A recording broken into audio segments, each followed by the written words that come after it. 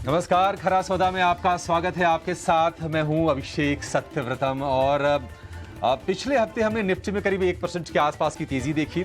Small cap में, mid cap में रौनक थोड़ी ज्यादा थी। 4 से 4.5% के आसपास हमने दोनों इंडेक्स को चलते हुए देखा। लेकिन ये जो हफ्ता है ये बहुत ही एक्शन पैक्ड रहने वाला है, क्योंकि इस हफ्ते में एफओएमसी की बैठक के नतीजे आएंगे, ऑटो कंपनियों की बिक्री के आंकड़े आएंगे, मैन्युफैक्चरिंग पीएमआई के डेटा आएंगे। तो और अगर हम नतीजों के फ्रंट की बात करें तो 200 कंपनियों से ज्यादा नतीजे आने वाले हैं, जिसमें अल्ट्राटेक होगा, ब्रिटानिया होगा, अडानी एंटरप्राइजेज होगा, अडानी पोर्ट होगा, कोल इंडिया होगा। ये तमाम नतीजे आएंगे। लेकिन आज आपको ट्रेड कहां पर करना है ये भी अपने एक्सपर्ट से जानेंगे और ये भी समझेंगे कि आपके लिए मौके बाजार में किस तरह से बन रहे हैं। और जब महीना ये खत्म होने की तरफ है तो आपको अपनी प्लानिंग किस तरह से करके रखनी है। लेकिन सब कुछ करेंगे उसके पहले ये जान लेते हैं कि आज के लिए 4 बड़े ट्रिगर बाजार में आपके लिए फिलहाल क्या दिख रहे हैं। तो शुरुआत कर लेते हैं अमेरिकी बाजारों से। हमने शुक्रवार को डाउ जोन्स में भी तेजी देखी, लेकिन डाउ जोन्स से ज्यादा तेजी हमने नैस्डैक में और एस&पी 500 में देखी है। डाउ जोन्स तो करीब 150 अंक ही चढ़ा है, लेकिन नैस्डैक में 316 अंकों के आसपास की तेजी। नैस्डैक एस&पी 500 में 1 से 1.5% की शानदार रफ्तार हमने देखी है। गिफ्ट निफ्टी की बात कर ले तो 22,650 के आसपास इस वक्त गिफ्ट निफ्टी कारोबार कर रहा है। तो संकेत ठीक ठाक ही हैं गिफ्ट निफ्टी के फ्रंट पर। और एशिया बाजारों में भी हम देख रहे हैं कि आज जो शुरुआत हुई है वो शुरुआत ठीक ठाक है, क्योंकि जापान के बाजार में, हांगकांग के बाजार में वहां पर तेजी है। गिफ्ट निफ्टी करीब 100 अंक ऊपर है। चाइना के बाजार थोड़े से सपाट जरूर हैं, लेकिन हम ज्यादातर जो क्यूज होते हैं या तो गिफ्ट निफ्टी से लेते हैं या फिर हांगकांग के बाजार हमारे लिए ज्यादा क्रूशियल होते हैं। नतीजों की बात कर रहे हैं, आईसीआईसीआई बैंक के नतीजे अनुमान से बेहतर आए हैं। मारुति के नतीजे ठीक ठाक आए हैं। हालांकि एचसीएल टेक के जो नतीजे आए हैं वो अनुमान से थोड़े से कमजोर आए हैं और मुनाफा और मार्जिन घटे हैं। गाइडेंस भी FY25 के लिए जो गाइडेंस दिया है वो भी एचसीएल टेक ने कमजोरी ही दिया है।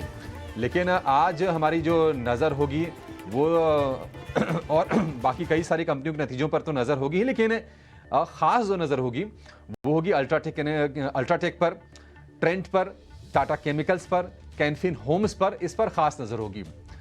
आरबीआई ने स्मॉल फाइनेंस बैंक से यूनिवर्सल बैंक के लिए आवेदन मंगाए हैं, तो निश्चित तौर पर ये जो स्मॉल फाइनेंस बैंक है ये फोकस में रहने वाले हैं। इन पर आप नजर जरूर यहां पर आपको बना के चलनी चाहिए। तो ये 4 बड़े ट्रिगर्स, इन ट्रिगर्स के अलावा आपके फोकस में रहने चाहिए 2 और शेयर, IREDA, जिनको कि नवरत्न का दर्जा मिला है। नवरत्न का दर्जा मिलने से कंपनी को कई सारी लिबर्टीज मिल जाती हैं। और अब जो नवरत्न कंपनियों की संख्या है वो पहुंच गई है करीब 17 या 18 कंपनीज हो गए हैं नवरत्न के स्टेटस वाले। उसमें लेटेस्ट इंट्रेंट है IREDA, जिसकी लिस्टिंग भी हाल फिलहाल ही हुई थी। बहुत ज्यादा पुरानी कंपनी है नहीं, और इसमें नवरत्न का दर्जा पाने के लिए ये जरूरी होता है, लिस्टेड होना कंपनी का ये जरूरी होता है। ये भी एक मैंडेटरी उसके लिए चीज होती है।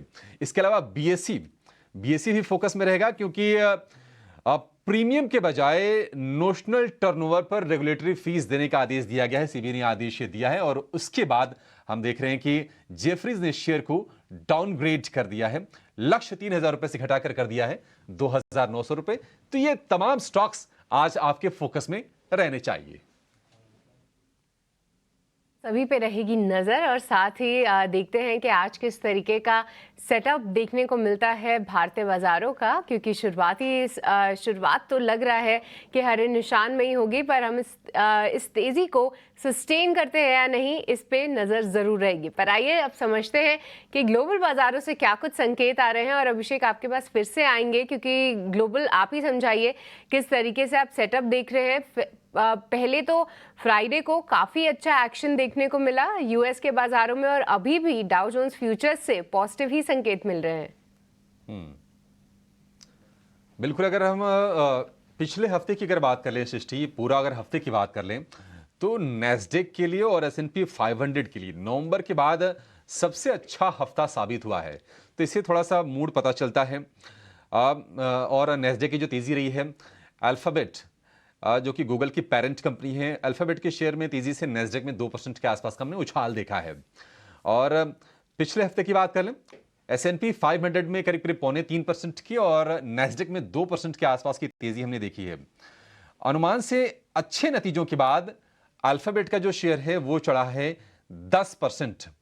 यही नहीं, अल्फाबेट ने $70 बिलियन के बायबैक की घोषणा भी की है और जुलाई 2015 के बाद यानी कि करीब करीब 9 साल के बाद अल्फाबेट के शेयर में यह सबसे बड़ी तेजी हमने देखी है। यही नहीं, नतीजे यूएस मार्केट को पूरी तरह से प्रोपेल करते हुए अब दिख रहे हैं, क्योंकि एस&पी 500 की हर 5 में से 4 कंपनी के नतीजे अनुमान से बेहतर रहे हैं। अब मार्च के महीने के कोर पीसी यानी कि पर्सनल कंजम्पशन एक्सपेंडिचर के आंकड़े भी फोकस में थे। 2.8% की बढ़त दिखी है, हालांकि अनुमान था 2.7% का। और अनुमान से ज्यादा महंगाई के आंकड़ों के बाद भी बाजार में तेजी दिखी है। ये दिखाता है स्ट्रेंथ को, क्योंकि अब अर्निंग्स पे बाजार वहां के रिएक्ट कर रहे हैं। कल से यूएस फेड की 2 दिनों की बैठक शुरू होगी। 1 मई को यूएस फेड का फैसला आएगा ब्याज दरों को लेकर। हालांकि दरों में किसी बदलाव की उम्मीद नहीं है, किसी कटौती की उम्मीद कम से कम इस पॉलिसी में अभी नहीं की जा रही है। अगर हम एशियाई बाजारों की बात कर लें तो एशियाई बाजारों में हम देख रहे हैं कि हांगकांग के बाजार या फिर जापान के बाजार, वहां पर तेजी है।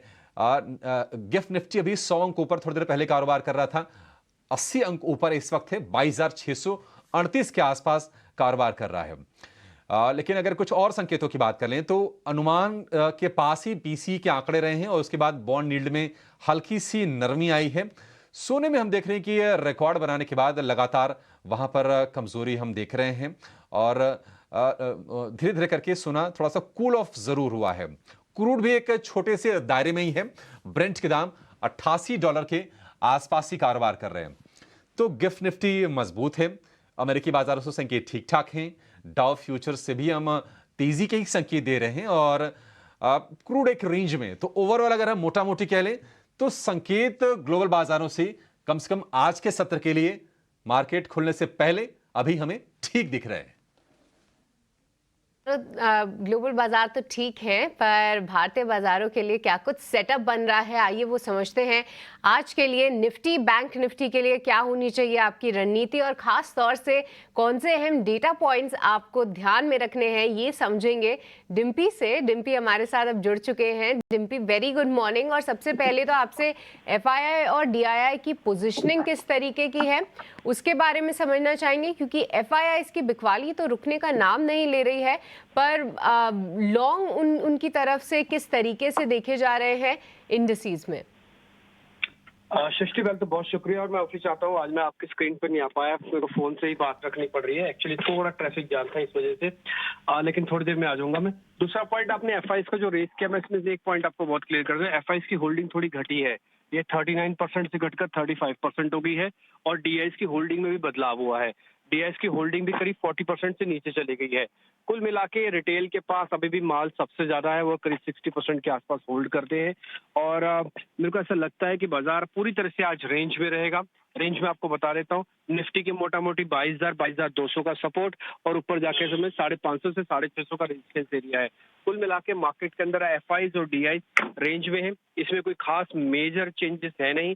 इतना पहले भी आ चुके हैं और इससे थोड़ा ऊपर भी जा चुके हैं। तो रिटेल के पास जब माल थोड़ा ज्यादा होगा तो बाजार पूरी तरह से अपने आप को रेंज में रख लेगा। रेंज बाउंड आज मार्केट रहने की उम्मीद है, साथ ही एफआईआईज की जो लॉन्ग पोजीशंस है वो और भी कम होती हुई नजर आई हैं।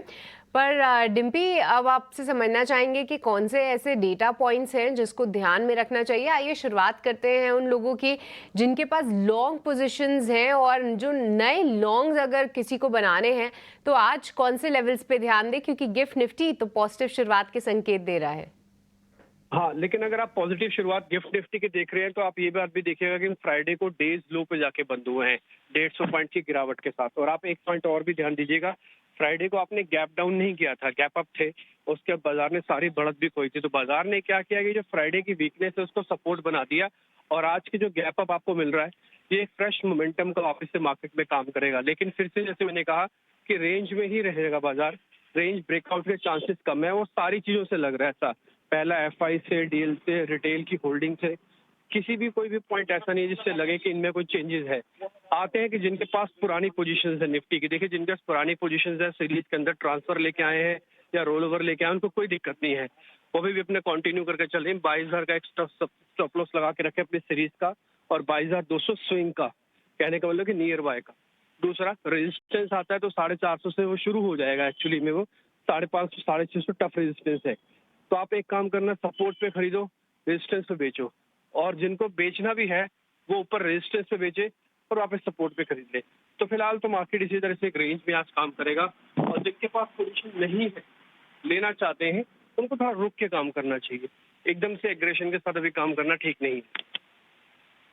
एग्रेसिव मोड में फिलहाल नहीं आइए और साथ ही सपोर्ट पे बाय करिए, रेजिस्टेंस पे बेचिए। तो डिम्पी बताइए, क्योंकि आप हाईलाइट कर ही रहे थे कि गैप अप के बाद सस्टेन नहीं कर पा रहा है मार्केट्स, तो आज कौन से लेवल्स ध्यान में रखने हैं जहां पे बिकवाली के कुछ मौके जरूर बनेंगे? देखिए, जैसे 22,450 से 500 का एक रेजिस्टेंस एरिया, अगर मान लो किसी ने शॉर्ट करना भी है तो पहले उस लेवल पे आने की वेट कीजिएगा। वेट इसलिए करनी होगी क्योंकि पुट कॉल रेशियो भी उतना खराब नहीं है। दूसरा, एफआईज की होल्डिंग इतनी भी कम नहीं हुई है। तीसरा, मार्केट के अंदर अभी भी ओपन इंटरेस्ट वगैरह, पोजीशन वगैरह की ठीक आई, और हम सीरीज के भी स्टार्टिंग में ही है, ऐसा कोई प्रॉब्लम भी नहीं है। तो आपको क्या करना है कि निफ्टी के पॉइंट से बोल देता हूँ, 450 से 500 की रेंज में शॉर्ट करो, 550 का स्टॉप लॉस लगाओ, आपका टारगेट बनेगा 22,200 का। बाय वालों का भी बता देता हूँ, बाय वालों को 22,200 के आसपास प्लस करना है, 22,000 का स्टॉप लॉस लगाना है, और ऊपर जाके 450 से 500 में बेचना शुरू कर देना है। जो मैंने इस पूरे दोनों ही पॉइंट्स में आपको जो रेंज बता दी है वो यही रेंज है कि 22,200 और से 22,450 की रेंज है, जिसके बीच में मार्केट आज फ्लोट करता हुआ आपको दिखेगा। तो 22,200, 22,450 से 500 ये एक रेंज निकल कर आ रही है बाजार निफ्टी 50 के लिए। और अगर नीचे मिले तो आप खरीदिए, ऊपर मिले तो आप थोड़ी बिकवाली के लिए प्लान कर सकते हैं एक स्टॉप लॉस के साथ, जो कि होगा 22,650 पर। डिम्पी, अब आपसे समझना चाहेंगे कि निफ्टी बैंक के लिए क्या कुछ सेटअप बन रहा है, और अगर किसी के पास ऑलरेडी लॉन्ग्स हैं उनको क्या करना चाहिए, और आज नए लॉन्ग के मौके कहाँ पे हैं?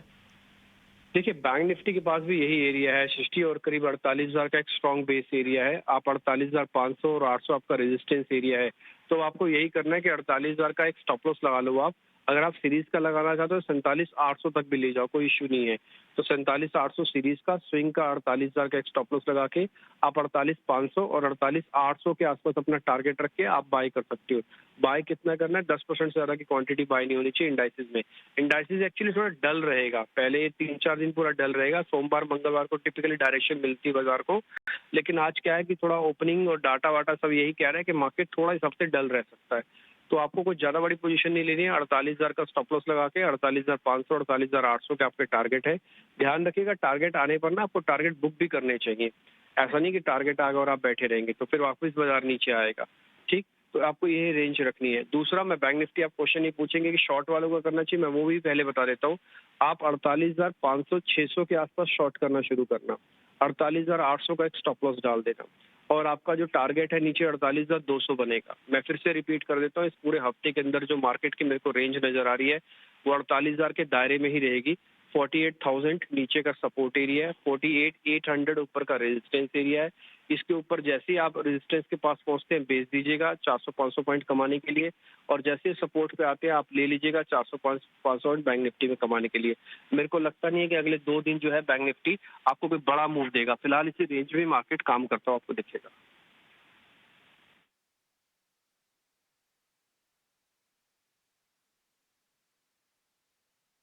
डिम्पी, बहुत शुक्रिया। चलिए, आपका इंतज़ार रहेगा स्टूडियो में, मिलते हैं जल्दी ही। लेकिन अपने एक्सपर्ट्स को अब जोड़ लेते हैं, और हमारे साथ जुड़ गई हैं सोनी पटनायक हैं, राहुल घोष और मितेश पांचाल हैं। सोनी जी, राहुल जी और मितेश जी, आप तीनों का बहुत शुक्रिया। स्वागत है टी9 स्वदेश पर। एक व्यू सोनी आपसे इंडेक्स पर चाहेंगे आज के लिए। किस तरह से आप देख रहे हैं निफ्टी का डायरेक्शन? क्योंकि अगर हम ग्लोबल संकेतों की बात करें, क्यूज सपोर्टिव हैं, गिफ्ट निफ्टी ऊपर है। क्या ट्रेड करें, क्योंकि थोड़ी सी गैप अप की उम्मीद करके चल रहे हैं हम। मॉर्निंग अभिषेक जी, डिम्पी जी, सृष्टि जी, सारे दर्शकों को। निफ्टी में हम देखेंगे तो डेफिनेटली 22,300 22,400 का वो जो लो एक टेस्ट किया था ऑन फ्राइडे क्लोजिंग, काफी इंपॉर्टेंट है कि उसने प्रीवियस डे के लोज को ब्रेक नहीं किया था, एक इनसाइड कैंडल बनाया था, ना ही लो ब्रेक किया था ना ही हाई ब्रेक किया था। सो इनसाइड कैंडल से आज एक डिटर्मिनेशन आएगा कि अगर फर्दर रेजिस्टेंस ऑफ 22,600 625 को ब्रेक कर पाता है, भले गैप अप में अगर ब्रेक करता है बट उसके बाद उसको सस्टेन एटलीस्ट करना पड़ेगा वहां से आपको एक फर्दर अपसाइड टुवर्ड्स 22,700 720 50 के रेंज में भी आज के लिए इंट्राडे बेसिस पे पॉसिबल होते हुए नजर आ सकता है। सो बहुत ज्यादा यहाँ पे मुझे वीकनेस नजर नहीं आ रहा है। इनफैक्ट थोड़ा सा लिमिटेड डाउनसाइड है। जब तक 22,300 एज अ क्रूशियल सपोर्ट जो निफ्टी में होल्ड करता है, निफ्टी धीरे धीरे करके 22,700 22,800 वो रेजिस्टेंस को क्रॉस करेगा। और मेरे ख्याल से एक बार 23,000 को टेस्ट करके ही वहां से आपको जो भी करेक्शन नजर आ सकता है वो पॉसिबल हो सकता है। बट पहले वहां तक एक बार टेस्ट करेगा डेफिनेटली। रोल ओवर्स का डेटा भी और एनालिसिस सेम चीज ही बता रहा है, क्योंकि रोल ओवर्स में भी निफ्टी के लिए शॉर्ट स्क्वीज हुआ है। कम रोल ओवर्स हुए हैं, लेस देन एवरेज, वहां पे शॉर्ट स्क्वीज है। सो आप 22,300 स्टॉप लॉस के साथ निफ्टी होल्ड कीजिए। 22,700 22,800 के बीच में एक बार पहले एक रेजिस्टेंस रहेगा जो कि थोड़े वहां पे कंसोलिडेट कर सकता है। फ्रेश अपसाइड फॉर 23,000 आपको तभी दिखाई देगा जब 22,800 के रेजिस्टेंस को क्रॉस कर पाता है, वो एक अल्टीमेट ब्रेकआउट रहेगा। सिमिलरली बैंक निफ्टी में स्ट्रेंथ ज्यादा है then Nifty, and bank Nifty में अगर हम देखेंगे तो अभी भी 40,000 को काफी स्ट्रांगली होल्ड कर रहा है। क्रूशियल सीरीज के लिए मेरा सपोर्ट था 47,000, बट अभी वो बढ़ते जा रहा है मेरे हिसाब से 47,500 47,600 47,800 पे मल्टीपल सपोर्ट बनते जा रहे हैं, और वो एक बेस बना रहा है बैंक निफ्टी में। सो जब तक वो 47,500 के नीचे बेयर मिनिमम क्लोज नहीं देता है तब तक पैनिक की जरूरत नहीं है बैंक निफ्टी में। मेरे ख्याल से जब तक यहाँ से होल्ड कर रहा है, एक बार बैंक निफ्टी अपने प्रीवियस ऑल टाइम हाइज को टेस्ट कर सकता है 49,000, उसके ऊपर ब्रेकआउट देता है तो फ्रेश न्यू हाइज आपको मई सीरीज में फॉर बैंक निफ्टी भी नजर आ सकता है। सो दोनों इंडिसेस में बाय ऑन डिप्स की सलाह है। आप होल्ड कीजिए बैंक निफ्टी में 47 स्टॉप लॉस के साथ आप इसको होल्ड कीजिए। 49,000 का पहला टारगेट रहेगा, उसके ऊपर सस्टेन करता है तो आपको फ्रेश हाइज टुवर्ड्स 49,500 भी नजर आ सकता है, और ये मई सीरीज के ही टारगेट बन रहा है। ठीक है, 48,000 का स्टॉप लॉस, 49,000 का टारगेट, 22,300 का स्टॉप लॉस निफ्टी के लिए और 22,700 और उसके बाद 800 के टारगेट होंगे आपके लिए निफ्टी में। तो पूरी कंप्लीट रणनीति आपके लिए निफ्टी पर और बैंक निफ्टी पर हो गई है। अब यहाँ से हम ये बढ़ते हैं कि आज ट्रेड करके पैसे बनाने के मौके कौन से शेयर में बनेंगे। राहुल जी, शुरुआत आपसे करेंगे। गुड मॉर्निंग, बताइए आपके ट्रेड्स कौन से हैं आज के। गुड मॉर्निंग और नमस्ते। दोनों लॉन्ग साइड पे है trades. One is on IDFC और एक सेंचुरी टेक्सटाइल्स पे है। आईडीएफसी पे 125.5 पे लॉन्ग जाइएगा। I repeat 125.5, current market price 127 के आसपास है। स्टॉप लॉस इसका 124 होगा और टारगेट होगा 128। दूसरा है सेंचुरी टेक्सटाइल्स पे, करंट मार्केट प्राइस पे लॉन्ग जा सकते हैं। स्टॉप लॉस होगा 1900 और टारगेट होगा 2130। स्पेसिफिकली सेंचुरी टेक्सटाइल्स के केस में मैं कहना चाहूंगा कि एकदम स्टेलर अपमूव आया है और हर बार बेस बना के ऊपर की तरफ मूव कर रहा है, तो इसीलिए इन दोनों स्टॉक्स पे स्पेसिफिकली लॉन्ग साइड पे ट्रेड। तो आईडीएफसी इसके लिए टारगेट होगा 128 रुपए का, स्टॉप लॉस 124 रुपए का। और सेंचुरी टेक्सटाइल्स, चूंकि राहुल जी कह रहे हैं कि स्टेलर मूव आया है, दरअसल कुछ दिनों से, कुछ हफ्तों से कह लीजिए बल्कि आप, कि आदित्य बिरला ग्रुप की जो स्टॉक्स रहे हैं वहाँ पर एक री रेटिंग की संभावना हम देख रहे हैं। स्टॉक्स लगातार चल रहे हैं, उसमें सेंचुरी टेक्सटाइल्स का भी नाम है। स्टॉप लॉस 1900 रुपये का और टारगेट 2130 रुपये का। ठीक है, ये दो शेयर राहुल जी की तरफ से। नितीश जी, आपके शेयर कौन से हैं सर लिस्ट में आपके? Good morning Abhishek ji. Basically 3 share हैं जो सिस्टम और मेथड ने आइडेंटिफाई किए हैं। ये लेवल के ऊपर ये तीनों स्टॉक्स में एक बहुत ही बड़ी री रेटिंग हुई है और हमें लग रहा है कि बेस्ड ऑन सिस्टम और मेथड बहुत ही स्ट्रॉन्ग अपमूव दिखेगा। श्रृंखला में सबसे पहले है क्रॉम्पटन ग्रीव्स। अगर आप क्रॉम्पटन ग्रीव्स की चार्ट पैटर्न देखें मंथली एंड क्वार्टरली, 280 से लेके 305 के बीच में एक बहुत ही स्ट्रॉन्ग अक्यूमुलेशन हुआ है, जिसका फॉलो ऑन ब्रेकआउट मिला है 310 के ऊपर। क्लोजिंग बेसिस के ऊपर 310 के ऊपर स्टॉक क्लोज हुआ है, तो 314 रुपए के ऊपर क्रॉम्पटन ग्रीव्स बाय करने की सलाह रहेगी। यहाँ पे आपका स्टॉप लॉस रहेगा 280 का, पहला टारगेट रहेगा 380 का, दूसरा टारगेट रहेगा 400 का। दूसरा ये श्रृंखला में है वीमार्ट। वीमार्ट में बहुत ही लंबे कंसोलिडेशन के बाद 2080 के ऊपर कंफर्मेशन मिला है वीकली चार्ट के ऊपर और ब्रेकआउट सस्टेन भी हुआ है क्लोजिंग बेसिस के ऊपर। तो 2166 सीएमपी के ऊपर बाय करने की खरीदारी की सलाह रहेगी। यहाँ पे स्टॉप लॉस आपका रहेगा 2050, पहला टारगेट रहेगा 2450, दूसरा टारगेट रहेगा 2500 और लास्ट है विम्टा लैब। विम्टा लैब में पिछले कई दिनों से एक बहुत ही स्ट्रॉन्ग प्राइस वॉल्यूम ब्रेकआउट देखा गया है और सस्टेनेबिलिटी ऑफ द अपमूव 510 के ऊपर हमको मिला है। सो 535 के ऊपर मंथली और क्वार्टरली चार्ट के कॉम्बिनेशन में एक ब्रेकआउट कंफर्म हुआ है, जो ये बता रहा है कि स्टॉक अभी एक नई ट्रेडिंग रेंज में एंटर होगा। तो 542 सीएमपी के ऊपर बाय करने की खरीदने की सलाह रहेगी। यहाँ पे आपका स्टॉप लॉस रहेगा 495 का, पहला टारगेट रहेगा 650, दूसरा टारगेट रहेगा 700। ठीक है। तो ये कुल मिला के विम्टा लैब्स आपके पास ट्रेड दे रही है, सर ने क्रॉम्पटन दिया है, एक वी मार्ट दिया है मितेश जी ने, साथ ही राहुल जी कह रहे हैं कि आईडीएफसी और सेंचुरी टेक्सटाइल है। सोनी पटनायक से भी एक बार उनके ट्रेड ले लेते हैं, उसके बाद फिर आगे बढ़ेंगे। सोनी गुड मॉर्निंग, बताएं जरा अपने ट्रेड आप। जी गुड मॉर्निंग डिम्पी जी। मेरा पहला ट्रेड रहेगा सिटी यूनियन बैंक में सीयूबी। एक फ्रेश ब्रेकआउट देखने को मिला है अबव 160। अच्छे लॉन्ग बिल्टअप पोजीशंस भी देखने को मिला है on Friday closing. So current level पे आप बाई कर सकते हैं। 156 स्टॉप लॉस मेंटेन कीजिए, टारगेट रहेगा 168 का। सो ये है पहला पिक। दूसरा पिक रहेगा अशोक लेलैंड में। अशोक लेलैंड मल्टीपल टाइम्स ये रेंज को टेस्ट किया है, ब्रेकआउट अबव 190 आता है, बट यहाँ पे मैं प्रीएम्प्ट कर रही हूँ कि इस बार वो ब्रेकआउट सक्सेसफुल रहेगा। यहाँ पे 12.5% का लॉन्ग बिल्टअप पोजीशंस भी देखने को मिला है, plus quite aggressive delivery volumes भी हुआ है on Friday. So basis on this rational है, यहाँ पे मुझे लगता है कि अशोक लेलैंड दिस टाइम वो रेजिस्टेंस को ब्रेक करेगा और ये फ्रेश ब्रेकआउट होगा इसमें। सो 178 का काफी अच्छा सपोर्ट बना है। 178 सपोर्ट के साथ आप यहाँ पे करंट लेवल पे बाई कर सकते हैं।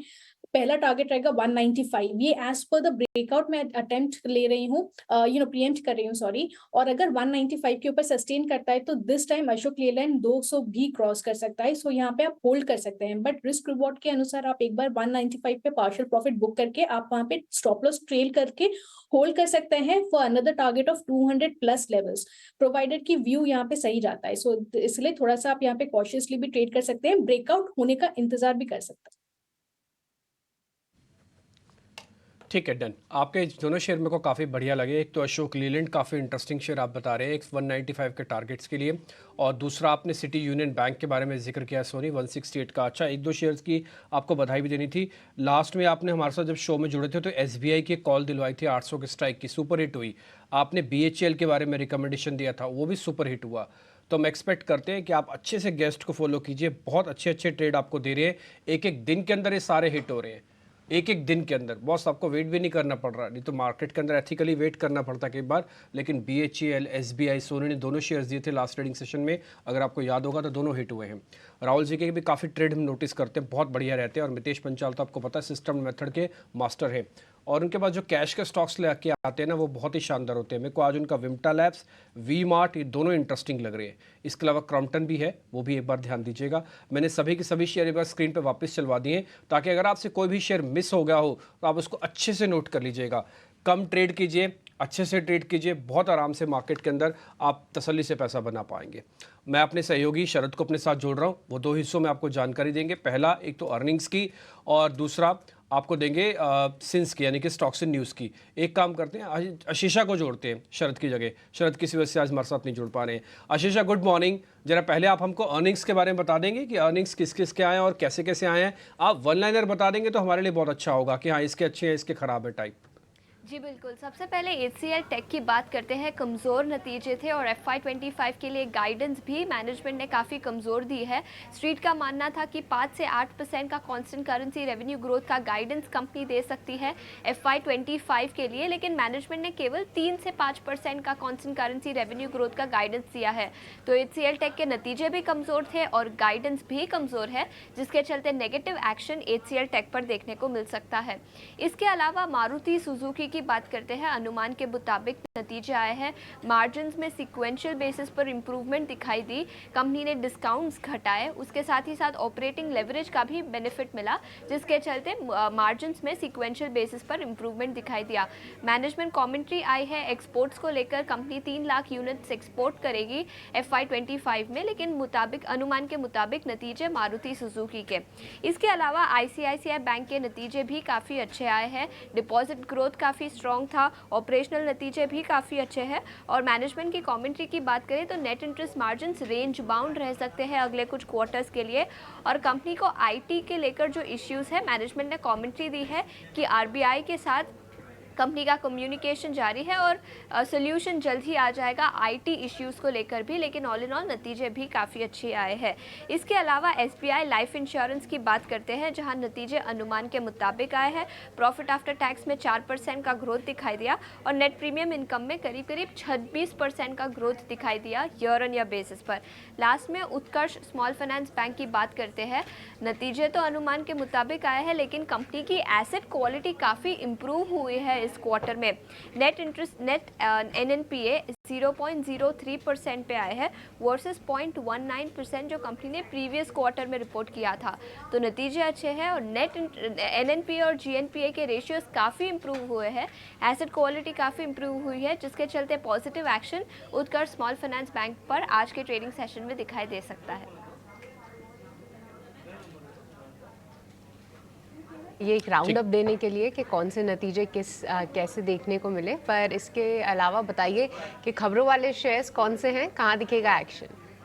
जी हाँ, उसमें सबसे पहले बीएससी की बात करते हैं। सेबी ने बीएससी को अब कहा कि नोशनल टर्नओवर पर कंपनी को प्रीमियम पर जो पहले रेगुलेटरी फीस देते थे, अब नोशनल टर्नओवर पर देना पड़ेगा। और एनालिस्ट का मानना है कि कंपनी के प्रॉफिटेबिलिटी में 17 से 18% की इम्पैक्ट इस नोटिस के लेकर देखने को मिल सकती है। तो काफ़ी नेगेटिव एक्शन बीएससी पर इस न्यूज़ के चलते देखने को मिल सकता है। इसके अलावा अपोलो हॉस्पिटल की बात करते हैं। अपोलो हॉस्पिटल करीब 2400 करोड़ एडवेंट इंटरनेशनल से रेस करेगी। इसके अलावा कंपनी ने एक एक्विजिशन भी अनाउंस किया है, जहां पर काइमेड प्राइवेट लिमिटेड को कंपनी एक्वायर करेगी। तो कई सारे न्यूज़ पीसेस है, अपोलो हॉस्पिटल्स पर अपनी नज़र रखें। इसके अलावा अजंता फार्मा की बात करते हैं। बोर्ड ऑफ डायरेक्टर्स की बैठक है 2 मई को, जहां बायबैक कंसिडर किया जाएगा। इरकॉन इंटरनेशनल को नए ऑर्डर्स मिले हैं, करीब 1200 करोड़ के नए ऑर्डर्स मिले हैं ईस्ट कोस्ट रेलवे से, जो ईपीसी मोड पे कंस्ट्रक्ट किया जाएगा। तो ऑर्डर विंस के चलते इरकॉन इंटरनेशनल पर भी अपनी नज़र रखें।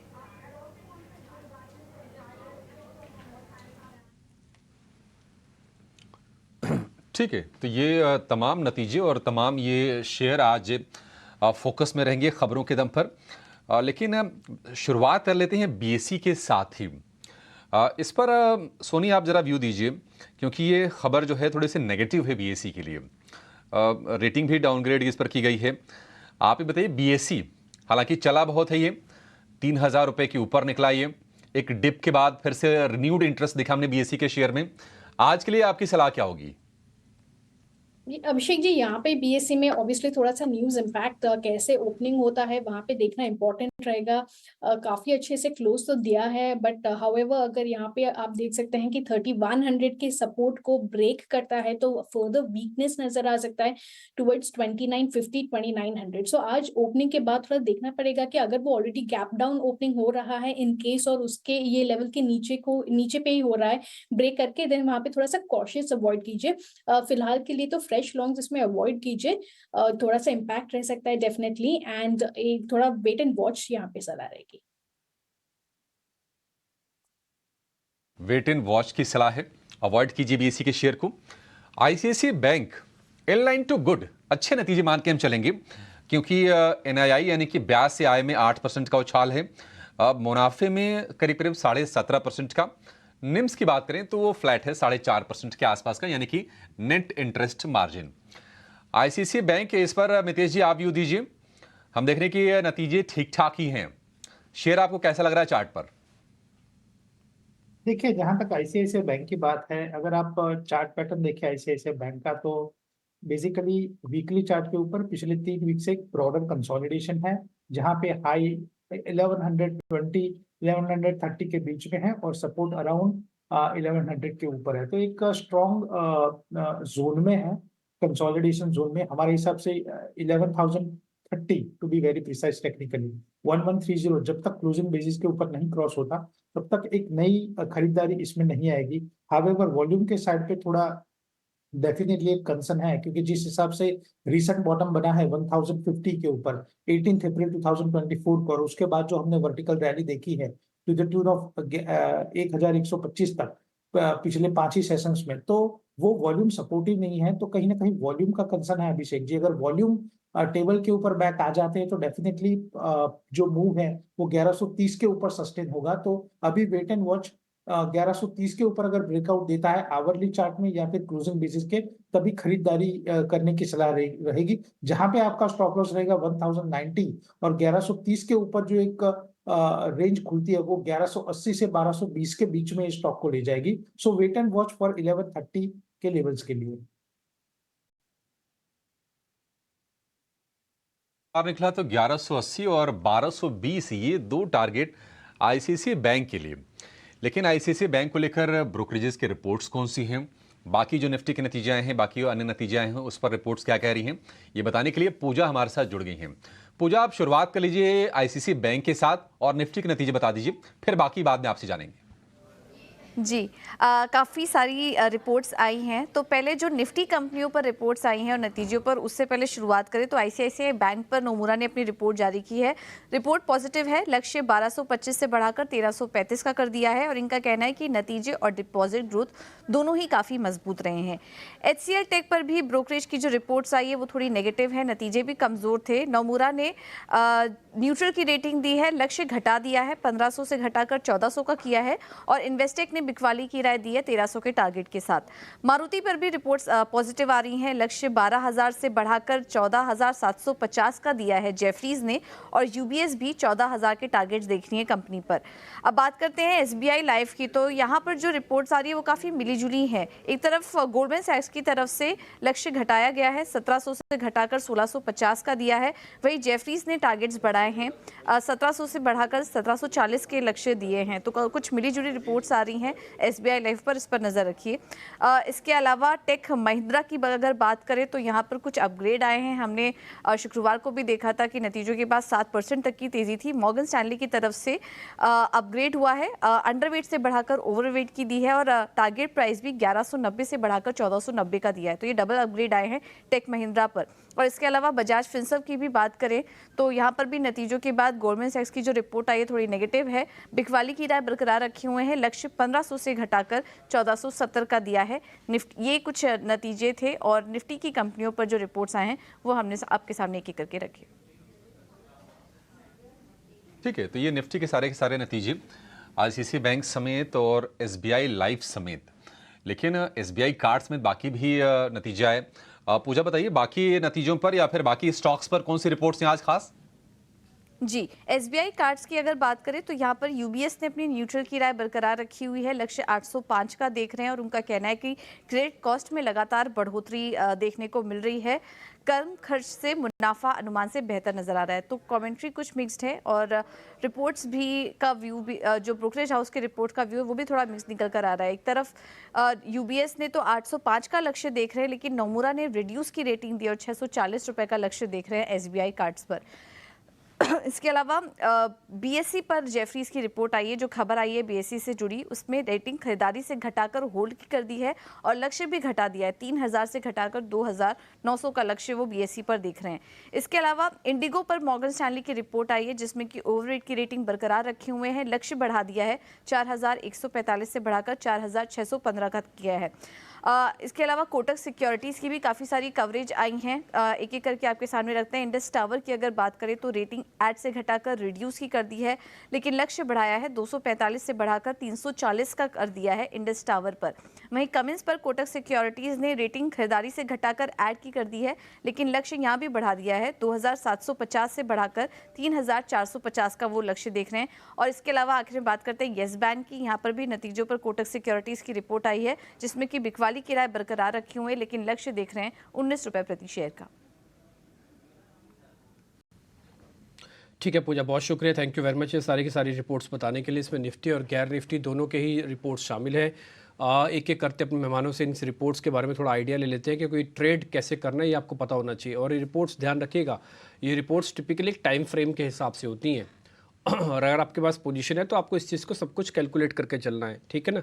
तो आप ये बात ध्यान रखिएगा, ठीक। मैंने 2 रिपोर्ट्स को फाइनल किया जिसमें पूछना मेरे को, पहले राहुल जी आपके पास आता हूँ। इंडिगो फाइनेस्ट बहुत ही बढ़िया शेयर चला, क्रूड के स्विंग को अच्छे से एब्जॉर्ब किया, मार्केट लीडरशिप दिखाई, ना केवल इंडिया में बल्कि अब तो वर्ल्ड में भी इसकी रैंकिंग 3rd है। मैं देख रहा था कल परसों कुछ डाटा, तो उसमें डेल्टा, एक रियान एयर्स है और 3rd इंडिगो है। जो वर्ल्ड में काफ़ी अच्छे ट्रांजिट करवा रही हैं लोगों को। तो एक बार ज़रा इंडिगो बताइए, इसमें एक रिपोर्ट आई और टारगेट है 4600 का। इंडिगो के केस में not only current structure but अगर थोड़ा सा आपको करेक्शन भी देखने को मिले ना 3780 यहाँ से 150-200 पॉइंट, तभी भी एक अच्छा बाइंग लेवल है। तो मीडियम टर्म के लिए as well as long term के लिए ये स्टॉक अक्यूमुलेट करना मुनासिब लगता है। करंट मार्केट प्राइस पे लॉन्ग कर सकते हैं और 3780 पे जैसे मैंने कहा एक बाई लेवल है। स्टॉप लॉस रख सकते हैं 3670 पे और 4250 फर्स्ट टारगेट लग रहा है चार्ट्स पे। इसके अलावा जो दूसरी रिपोर्ट मेरे को पहली बात तो ये है कि आप सर आपको बिल्कुल बाइंग और डिप्स कर रहे हैं, सामने भी देखना चाहो वहाँ भी देख सकते हो, बाइंग और डिप्स करोगे तो और अच्छा हो जाएगा आपके लिए। और ये जो 46,000 तक के जो टारगेट है ईजिली आने के चांसेस भी है। शेयर देखिए स्टीम पकड़ेगा तो बहुत तेज़ी से चलता है, मार्केट लीडर भी है, ध्यान रखना इस बात का। मारुति के साथ भी ऐसा ही हुआ, मारुति ने अपनी लीडरशिप दिखाई, कहाँ पहले 10,000 को टिकाना भारी था, आज हम 12,000 और उससे ऊपर के टारगेट देख रहे हैं। एक रिपोर्ट आई है जेफरीज की, वो कह रहे हैं कि टारगेट जो है अब 14,500 से भी ऊपर आप मान लीजिएगा। और मारुति ने बहुत बढ़िया परफॉर्मेंस दी है, 12,700 पे तो चल ही रहा है शेयर और नई रिपोर्ट कह रही है कि 14,750 तक जाएगा। एक बार सोनी आपकी रिकमेंडेशन मारुति का चार्ट। मारुति देखेंगे पुरानी हिस्ट्री तो खरीदा ही नहीं जाएगा, लेकिन भविष्य देखते हैं तो छोड़ा नहीं जाएगा। कैसे करें ट्रेड? जी डिम्पी जी, यहाँ पे मारुति को हम देखेंगे तो काफी स्ट्रॉन्ग है। इनफैक्ट पोजिशनल बेसिस पे आपको लेना चाहिए और इंट्राडे पे इसको थोड़ा अवॉइड कीजिए। आपको यहाँ पे डिप में बाय करना है। 12,500 12,400 का रेंज अगर नजर आता है, आप वो डिप में एंटर कीजिए, अक्यूमुलेट करके आप इसको होल्ड कर सकते हैं। 12,200 12,100 की रेंज में काफी अच्छा सपोर्ट है, तो 12,100 का स्टॉप लॉस मेंटेन कर सकते हैं कैश के लेवल में। एक रेजिस्टेंस है टुवर्ड्स 13,000 13,050, उसको वो क्रॉस करता है तो आपको 13,300 13,500 की रेंज भी नजर आ सकता है। एक पोजिशनल प्ले रहेगा, मोस्ट लाइकली एक सीरीज के लिए आप इसको होल्ड कर सकते हैं। 12,100 स्टॉप लॉस के लिए होल्ड कीजिए, वहां से बाउंस करेगा, रिवर्सल मोड पे जब आएगा आपको वो डिप में एक अच्छा रिस्क रिवॉर्ड रेशियो फेवरेबल होते हुए नजर आएगा टुवर्ड्स 13,000 13,300। ठीक है, डन। इसके अलावा भी कुछ एक और शेयर्स भी हैं जो मेरे को पता करने हैं, मैं आपको एक चार्ट भी दिखाऊंगा अगर मौका लग पाया मेरे को। तो टेक महिंद्रा का ये बढ़िया डाउनफॉल स्लोपिंग का एक बढ़िया ब्रेकआउट शेयर बना है। एक बार ज़रा टेक महिंद्रा का चार्ट दिखाना स्क्रीन पे, मैं भी आपको कोशिश कर दिखाऊंगा। राहुल जी एक बार ज़रा आप इसको चेक कर लीजिएगा, फिर बाद में मितेश पंचाल से भी इसी तरह का एक शेयर पता करूँगा। टेक महिंद्रा ये कल अच्छी क्लोज करके गया फ्राइडे वाले सेशन के अंदर, ज़रा चेक करके बताइए सर प्लस करना है कि नहीं। अभी प्लस नहीं करेंगे बिकॉज जो हाई बनाया था फ्राइडे को 1350 के आसपास था और 1280 को क्लोज हुआ, मतलब ऑलमोस्ट 6% हाई से स्टॉक रिट्रेस किया है। तो आज अगर स्ट्रांग है और 1300 के ऊपर ट्रेड कर रहा है ओनली देन लॉन्ग करेंगे, नहीं तो वेट एंड वॉच करेंगे। ठीक है, कुछ एक और शेयर मेरी लिस्ट में ही है, मैं क्योंकि मैं इस समय थोड़ा गंवाना नहीं चाहता, जल्दी जल्दी मितेश भाई से पता कर लेता हूँ। मितेश जी ज़रा वो शेयर आप चेक कीजिएगा, जस्ट अ मिनट, आपको बता रहा हूँ शेयर का नाम। वीआईपी इंडस्ट्रीज़, ज़रा ये आप देखिएगा, आपके हिसाब से मैंने चुना है, ये कैश का स्टॉक है, इसका बेस बन गया है सर, ये बढ़िया चल सकता है ऊपर वीआईपी इंडस्ट्रीज़। डेफिनेटली आपने बहुत ही अच्छा स्टॉक चुना है मेरी स्टाइल के हिसाब से। अगर आप देखें तो रिसेंटली 722 का जो इंटरमीडिएट हाई लगाया था और 8 ऑफ सितंबर 2023, वहां से अगर डीपीजी आप देखें तो lower top lower bottom formation में स्टॉक ने रिसेंटली जो है वो बॉटम बनाया है बिटवीन 450 टू 500। बहुत ही स्ट्रॉन्ग बॉटम फॉर्मेशन हुआ है इन द मंथ ऑफ मार्च, और 28 मार्च की जो वीकली कैंडल है उसमें एक प्राइस वॉल्यूम ब्रेकआउट मिला है, जहां पे प्रीवियस वीक की कैंडल का जो लो था 449 से, वहां से रैली एक्सटेंड हुई अप टू 539, पर ये जो रैली है वो supported with volume. So definitely ये कह सकते हैं कि as of now in the month of March के महीने में बॉटम फॉर्मेशन हो गया है बिटवीन 400 टू 450।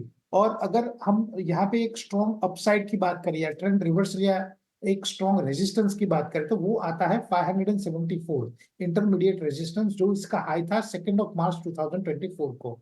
तो अगर 574 क्लोजिंग बेसिस के ऊपर स्टॉक सस्टेन करता है ऑन अ डेली चार्ट, तो डीपीजी उसके बाद जो अपर साइड में रेंज खुलेगी वो स्टॉक को 668 तक ले जाएगी। तो बहुत ही स्ट्रॉन्ग अपसाइड अभी ये स्टॉक में आना बाकी है, लेकिन केवियट यही है कि 574 के ऊपर डेली चार्ट के ऊपर क्लोज होना चाहिए। स्टॉक 545 के ऊपर ट्रेड कर रहा है, तो सूनर देन लेटर ये हो जाएगा, और जब ये हो जाए तभी उसको बाय करना चाहिए, क्योंकि उसके बाद का जो मोमेंटम है वो बहुत स्ट्रांग रहेगा। So buy only above 574 on a closing basis, on a daily basis, daily chart के ऊपर आता है। और उसके बाद जो आपका टारगेट रहेगा वो रहेगा 668 का।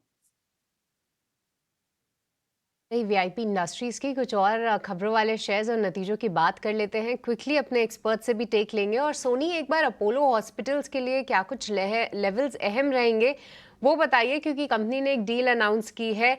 इनकी एक सब्सिडरी 24/7 वहाँ पे फाइनली फंड रेज हुआ है। साथ ही अपनी एक कंपनी केमिड इंटरनेशनल, उसको भी मर्ज कर दिया गया है अपने साथ ही, और इसमें ही एडवेंट इंटरनेशनल करीब 12% हिस्सा खरीदती हुई नजर आएगी। पॉजिटिव न्यूज़ फ्लो देख रहे हैं इसको, सारे ब्रोकरेजेस ने भी इस पे अपनी पॉजिटिव कमेंट्री ही दी है। पर हमने देखा था कि फ्राइडे को थोड़ा बिकवाली का शिकार ये ज़रूर हुआ था इसी खबर के चलते। क्या आज थोड़े रिवर्सल के कुछ संकेत हैं या फिर चार्ट्स पे कमजोर ही लग रहा है अपोलो हॉस्पिटल्स? सृष्टि जी, यहाँ पे हम चार्ट्स को अगर देखेंगे तो फ्राइडे को एक बेरिश एंगल्फिंग कैंडल पैटर्न नजर आया है। सो मेरे ख्याल से अगर आज के डे में 6200 6180 सपोर्ट होल्ड करता है तो वहां से आपको बाउंस बैक नजर आ सकता है। रेजिस्टेंस है 6400 पे। सो एज लॉन्ग एज वो 6400 रेजिस्टेंस को ब्रेक नहीं करता है, फर्दर अपसाइड थोड़ा सा डिफिकल्ट रहेगा। बट 6400 के ऊपर आपको यहाँ पे एक अच्छा शॉर्ट कवरिंग मोमेंटम नजर आएगा टुवर्ड 6560 6570 के रेंज पे भी। सो मेरे ख्याल से एक वेट एंड वॉच यहाँ पे रहेगी। 6400 के ऊपर ही आप यहाँ पे बाई कर सकते हैं रेजिस्टेंस के ऊपर फॉर टारगेट्स ऑफ 6560 6570। फ्राइडे को चार्ट पैटर्न थोड़ा अच्छा नहीं बना था, तो 6400 के ऊपर निकले तभी बाय करने की रणनीति बनाई है अपोलो हॉस्पिटल्स में। पर चलिए, अब भसीन जी में हमारे साथ जुड़ चुके हैं और आइए उनसे समझते हैं भसीन के बेहतरीन शेयर्स।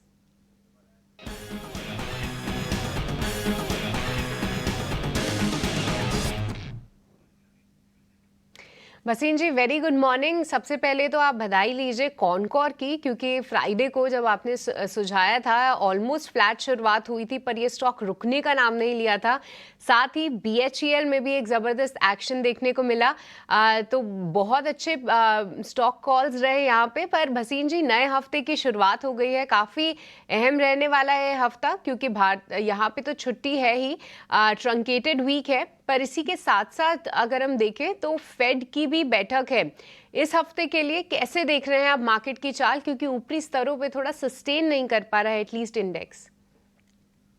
गुड मॉर्निंग सृष्टि, आपको, डिम्पी और अभिषेक को, और थैंक यू कि आपने याद रखा। कॉनकॉर सीधा तीर की तरह चला है। 920, 950, 970 पे आपको कहा था कि कॉनकॉर न्यू हाई जाएगा। उसके साथ IRCTC 930, 950, 970, 1020, IRCTC 1200 तक नहीं रुकेगा।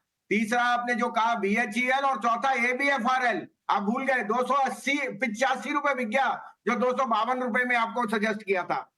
आज के लिए 3 पिक्स हैं, उसके बाद मैं आपको मार्केट की टिप्पणी भी दूंगा। आप कहें तो मैं शुरू करूं। जी बिल्कुल भसीन जी, बताइए आज के लिए कौन सी कॉल्स रहेंगी फोकस में? टॉप कॉल है इंजीनियर्स इंडिया। देखिए, हर घर में आप कंफर्टेबल हैं, जो आपका इलेक्ट्रिशियन है आप उसी को बुलाते हैं, क्योंकि वो जानता है आपके घर की तारें कहाँ हैं, सर्किट कहाँ है। गवर्नमेंट ऑफ इंडिया के PSUs, हाइड्रोकार्बन, इलेक्ट्रिकल, इंजीनियरिंग में एक ही कंपनी है, इंजीनियर्स इंडिया।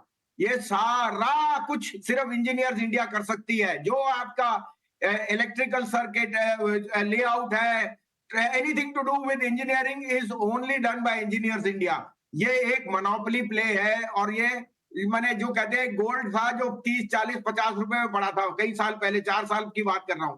आज ये कुछ भी भाव नहीं है इसका, 220, इसका भाव तो 500 रुपए होना चाहिए। लेकिन मुझे अभी 285 तक की तेजी आराम से दिखती है।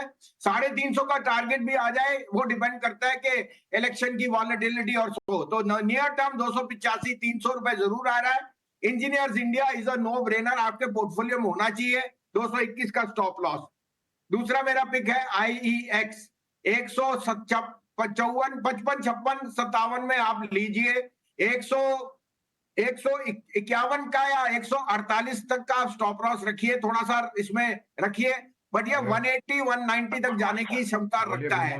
IEX according to me is the best power trading platform you have, जहां पे वॉल्यूम्स विल बी 10 टाइम्स, और अगर कंपटीशन आया भी तो थोड़े से मार्जिन में सफाई होएगा। पहले भी कह चुका हूं तो उसका भाव 250 होना चाहिए। अभी आप 205.7 के लिए लीजिए, 172 का आपका स्टॉप लॉस। ठीक है, तो ये 3 कॉल्स भसीन जी की तरफ से आती हुई तीनों ही बाई की रिकमेंडेशंस है। इंजीनियर्स इंडिया, IEX और साथ ही अशोक लेलैंड। अशोक लेलैंड हमारे बाकी एक्सपर्ट्स के भी रडार पे है, तो यहाँ पे भी आप नजर रखिए। भसीन जी, मार्केट्स के ऊपर कोई टिप्पणी? तो देखो सृष्टि, ये मैं अपने तजुर्बे से बता रहा हूं कि येन 160, gold silver all time high, stocks all time high, bond 5%, कुछ ना कुछ देगा। और मेरी हिस्टोरिकल एविडेंस रहता है sell in May and go away. तो मेरे को पता नहीं 7 तारीख हो, 12 तारीख, 15 तारीख एक सेल ऑफ जरूर आएगा। यहाँ पे इंडेक्स पे अपने आप को प्रोटेक्ट करो, मुझे इंडेक्स पे कोई सेफ्टी नहीं दिखती। हाँ, ये मैं कहूं कि 23,000 जा सकता है, 100% जा सकता है, यूफोरिया में कुछ भी हो सकता है, लेकिन डाउनसाइड इसमें कभी खुला है। अगर आप 21,700 के नीचे गए तो इंडेक्स में ऑल फॉल आ सकता है। Sell in May and go away इसलिए है क्योंकि रिस्क ऑन एसेट्स किसी भी क्लास का, they are all hitting the roof. कुछ ना कुछ यहाँ पे जरूर करेक्शन आएगा, कहना मुश्किल है। सेकेंड वीक ऑफ मे से I will be more cautious. Mid caps में अपना रुझान रखिए, बिकॉज वहां पे earnings and the left out feeling is huge. But overall on the market, large caps में I would suggest take some profit home. में थोड़ा सा प्रॉफिट घर ले जाना चाहिए और सेकेंड वीक ऑफ मे से थोड़ा सा और कॉशियस हो जाइए। एटलीस्ट इंडेक्स पे तो यही नज़रिया आ रहा है। पर भसीन जी, जैसे कि हम इलेक्शन के फीवर में है, साथ ही अब 1 ही महीना रह गया है लगभग जब रिजल्ट्स आएंगे, उससे पहले हम देख रहे हैं कई सारे PSUs आपके रेडार पे आ रहे हैं। कौन IRCTC और आज फिर इंजीनियर्स इंडिया। क्या यहाँ पे जो रैली हम देख रहे थे, क्या ये और स्ट्रॉन्ग होने वाली है? और क्या नजरिया बन रहा है PSUs का? क्या फिर से समय आ गया है इनमें एक फ्रेश एंट्री लेने का, या यहाँ पे भी थोड़ा कॉशियस और सिलेक्टिव होना चाहिए? सृष्टि, यही तो मार्केट होती है कि बाय और सेल कॉल्स तो जनरेट होंगी, लेकिन PSUs बहुत स्ट्रॉन्ग रख रहे हैं फंडामेंटली। आपने कब सोचा था कि एक ही दिन में SBI 5% बढ़ जाएगा, और अब न्यूज आ रही है कि they will be able to liquidate their Yes Bank stake. अगर आपको याद है, उनको येस बैंक में जो उन्होंने पैसा डाला था 10 रुपए पे डाला था, वो आज 4 गुना हो गया। तो मुझे लगता है कि PSUs में अभी भी स्टीम है। जो शेयर्स मैंने कहे IRCTC, कॉनकॉर, ये तो अभी शुरुआत है।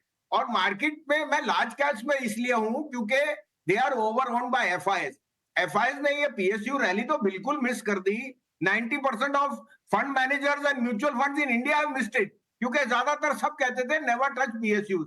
शेयर बाजार में नेवर से नेवर। NBCC 35-40 वाला 3 साल था, लेकिन 165 हो गया। 70 रुपए वाला हुडको अगर 3 साल नहीं चला, लेकिन 1 साल में 220 हो गया। इरकॉन, IRCTC, इंजीनियर्स इंडिया यहां से दुगने भी हो जाए तो भी सस्ते लगेंगे, ये मेरा कहना है। लेकिन नजरिया थोड़ा लंबा। सृष्टि जी अगर मार्केट करी तो ये भी उनके साथ करेंगे। मैंने आपको दोनों तरफ का कह दिया कि अगर आप इन्वेस्टेड हैं तो ये शेयर होने चाहिए, और अगर आप हेज नहीं कर सकते तो पिवटल्स में थोड़ा सा प्रॉफिट ले लीजिए। ठीक है भसीन साहब, वैसे मैंने कई बार नोटिस किया है कि आपके जितने भी शेयर होते हैं ना, अमूमन और सोनी पटनायक के भी वही शेयर होते हैं। आज आप यकीन नहीं मानेंगे, आज उन्होंने फिर से अशोक लेलैंड दिया, आपने भी अशोक लेलैंड दिया है। आप दोनों की स्टडी एक जैसी है सर। दोनों आप फ़ोन पे बात तो नहीं करते दोनों एक दूसरे से? सोनी पटनायक, आप भसीन साहब से सुबह सुबह बात तो नहीं करते क्या ये शेयर अच्छा है, आप बोल दीजिए, ऐसा कुछ है क्या? आप दोनों की टेलीपैथी बहुत मैच करती है। देखिए सोनी जी मेरी फेवरेट एनालिस्ट है, जैसे सृष्टि है, आप हो, तो सोनी मेरी परफेक्ट है। तो टेक्निकल्स में वो निकाल के देती है। मैं उनके साथ आपके स्टूडियो में बताया था, जो उन्होंने कहा वो सोना है। तो सोनी थम्स अप, और हमारा ख्यालात और मिलाद बिल्कुल सही चलता है। ऑन द क्रिकेट फील्ड भी दोनों रॉन्ग थे, लेकिन शेयर में दोनों राइट। बहुत ही बढ़िया। बिल्कुल, बिल्कुल, बिल्कुल और बिल्कुल आप और सोनी मिल जाएँ तो फिर एक बार वो धमाल हो ही जाता है सर उस शेयर के अंदर। वसीम साहब बहुत-बहुत शुक्रिया, थैंक यू वेरी मच आज के शेयर नोटिस करवाने के लिए। मेरे को आपका आईएक्स काफ़ी पसंद आया और मैं थोड़ी देर पहले उसके चार्ट भी देख रहा था, मेरे को भी लगता है 180 तक पहुँच जाएगा। एक काम करते हैं, आपके फेवरेट एनालिस्ट से ही पता कर लेते हैं आईएक्स के बारे में जो आपने भी ट्रेड दिया है। सोनी पटनायक ज़रा आप आईएक्स सर का चेक कर लो, 158 पे बंद हुआ है, 150 के ऊपर बंद होना ये अपने आप में शुभ घड़ी देता है ये। 180 तक जाने के चांसेस कितने हैं जरा टेक्निकली चेक कर लो आप। जी डिम्पी जी, थर्सडे को आईएक्स में बहुत स्ट्रॉन्ग ब्रेकआउट आया था और 152.5 का एक लो मारा था जो कि फ्राइडे को ब्रेक भी नहीं किया है, सो काफी इंटैक्ट है। जब तक 152 153 का सपोर्ट होल्ड करके डिफेंड कर रहा है, मेरे ख्याल से यहाँ से टेक्निकली हम देखेंगे तो 170 75 का एक इमीडिएट सपोर्ट टारगेट यहाँ पे नजर आता है। 175 के ऊपर अगर सस्टेन करता है तो डेफिनेटली ये 190 92 के रेंज पे भी टेस्ट कर सकता है, सो काफी स्ट्रॉन्ग लग रहा है और रिस्क रिवॉर्ड रेशियो भी काफी फेवरेबल बनता है on charts from current level. So 152 stop loss के साथ आप इसको होल्ड कर सकते हैं। इमीडिएट टारगेट्स के लिए 170 उसके ऊपर सस्टेन करेगा, then you can have second target of 190 plus levels. ताकि आप भी बुलिश हैं बट थोड़ी सी कंडीशंस लगी हुई हैं, थोड़ी और स्ट्रेंथ इसको दिखानी पड़ेगी। एक हिम्मत करके तो यहाँ तक ये पहुँच ही चुका है। ज़्यादा शेयर आप ना लीजिएगा मार्केट के अंदर, कम शेयर्स के साथ ट्रेड कीजिए, बेहतर तरीका है वो काम करने का, लेकिन पक्के शेयर लीजिएगा, ठीक है। जैसे राहुल घोष ने भी आपको सेंचुरी टेक्सटाइल बताया, अभी आईएक्स आ गया बसीन साहब की तरफ से, सोनी पटनायक ने, अशोक लीलैंड ने बताया, विमटा लैब्स अभी सर ने आपको, मितेश जी ने बताया हुआ है। तो ऐसे ना सिलेक्टिव शेयर्स आप पकड़ते जाओ और बढ़िया प्रॉफिट आप लेते जाओ। शुक्रवार को बाजार बंद होने के बाद नतीजों की एक लंबी फहरिस्त है, तो उसमें से कई बार पिक करना, चूज करना बड़ा कठिन हो जाता है कि कौन से नतीजे अच्छे हैं, कौन से खराब हैं, और अगर अच्छे हैं तो क्या लेना है, खराब है तो कहां पर हमें निकलते जाना है।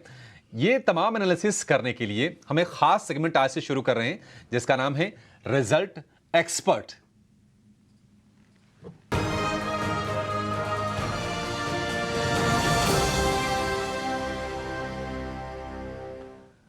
और आज के हमारे रिजल्ट एक्सपर्ट जोजित फाइनेंशियल के गौरांग शाह जुड़ गए हैं। गौरांग सर, बहुत शुक्रिया आपका समय देने के लिए, स्वागत है आपका 18 स्वदेश पर।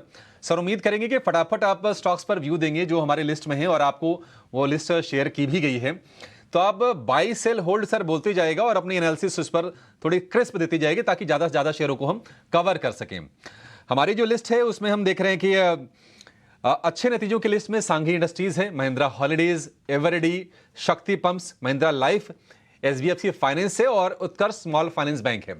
सर, ये बताइए कि इनमें से आपको क्या बेहतर लग रहा है और क्या आप खरीदने की सलाह दे रहे हैं? तोड़फोड़ नतीजे आपको कौन से लग रहे हैं?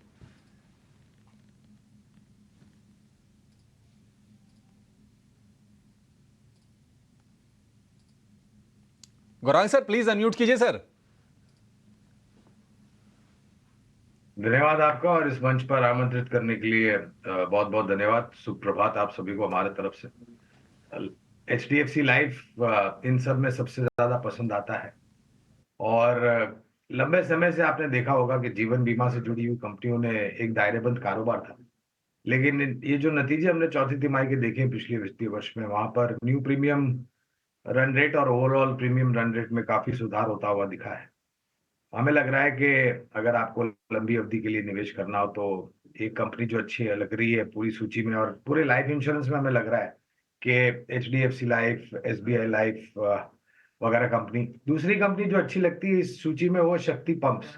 हालांकि कवरेज नहीं है इसलिए विशेष रूप में टिप्पणी नहीं करूंगा, लेकिन शक्ति पंप्स अगर आप देखें तो पिछले 2 साल में जिस प्रकार का रुझान रहा है, 2 साल पहले, साल भर पहले, 6 महीने पहले जो शेयर के दाम थे, अगर आपके पीसीआरटी साल और 2 साल के चार्ट दिखा दे तो लोगों को समझने में सहूलियत हो जाएगी। तो ये रुझान रहा है। आप देखिए 6 महीने में किस प्रकार का रुझान।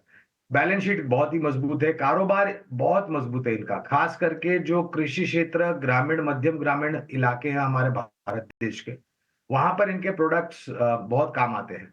और इनके पास जो प्रोडक्ट्स हैं वो सिर्फ सिंचाई के लिए इस्तेमाल नहीं होते, लेकिन घरेलू जो हमारा कामकाज होता है उसमें भी इनके प्रोडक्ट्स यूज होते हैं। और निरंतर नतीजों के आधार पर अगर आप देखें तो बहुत बड़ा सुधार हमें दिखता हुआ नजर आता है। तो ये, और ऑफ कोर्स उत्कर्ष, मेरे ख्याल से आपने नाम लिया अभिषेक, ये एक उत्कर्ष स्मॉल फाइनेंस बैंक, इसका आईपीओ मेरे ख्याल से अभी अभी आया था कुछ महीनों पहले। आईपीओ नोट द्वारा हमने उत्कर्ष फाइनेंस में लंबी अवधि के लिए निवेश की राय दी थी। ठीक है सर, अब वो नतीजों की लिस्ट आपके सामने रखते हैं जहां पर अनुमान के मुताबिक नतीजे आए हैं। मारुति के, आरबीएल बैंक के, यस बैंक के भी अच्छे नतीजे हैं। ICICI bank, SBI life, VST industries, LNT finance, Usha Martin और केएसबी पंप्स। मारुति पर हम चर्चा कर चुके हैं सर, और बाकी जो नतीजे हैं लिस्ट में बताइए सर, आपको क्या बढ़िया लग रहा है, क्या शानदार लग रहा है आपको? सर्वप्रथम तो निजी क्षेत्र की दिग्गज बैंक आईसीआईसीआई बैंक पसंद आता है हमें। इसके अलावा एसबीआई लाइफ और एलएनटी फाइनेंस पर भी हमारी लंबी अवधि के लिए खरीदारी की राय है। और मैंने कई बार ये कहा अभिषेक, हमारे ही चैनल 18 हाउस उद्देश्य पर, कि वित्तीय क्षेत्र में जो आपको रुझान आता हुआ दिखेगा ना, वो बाकी अन्य क्षेत्रों से बेहतर होगा। सभी मापदंड पर, नतीजों के आधार पर, निवेश करने के बाद लंबी अवधि में जो आपको मुनाफा मिलेगा उसके आधार पर, और कामकाज को लेकर के। तो ये कुछ सूची है जो हमें पसंद आती है। ये दूसरी श्रेणी जो आपने हमारे समक्ष रखी।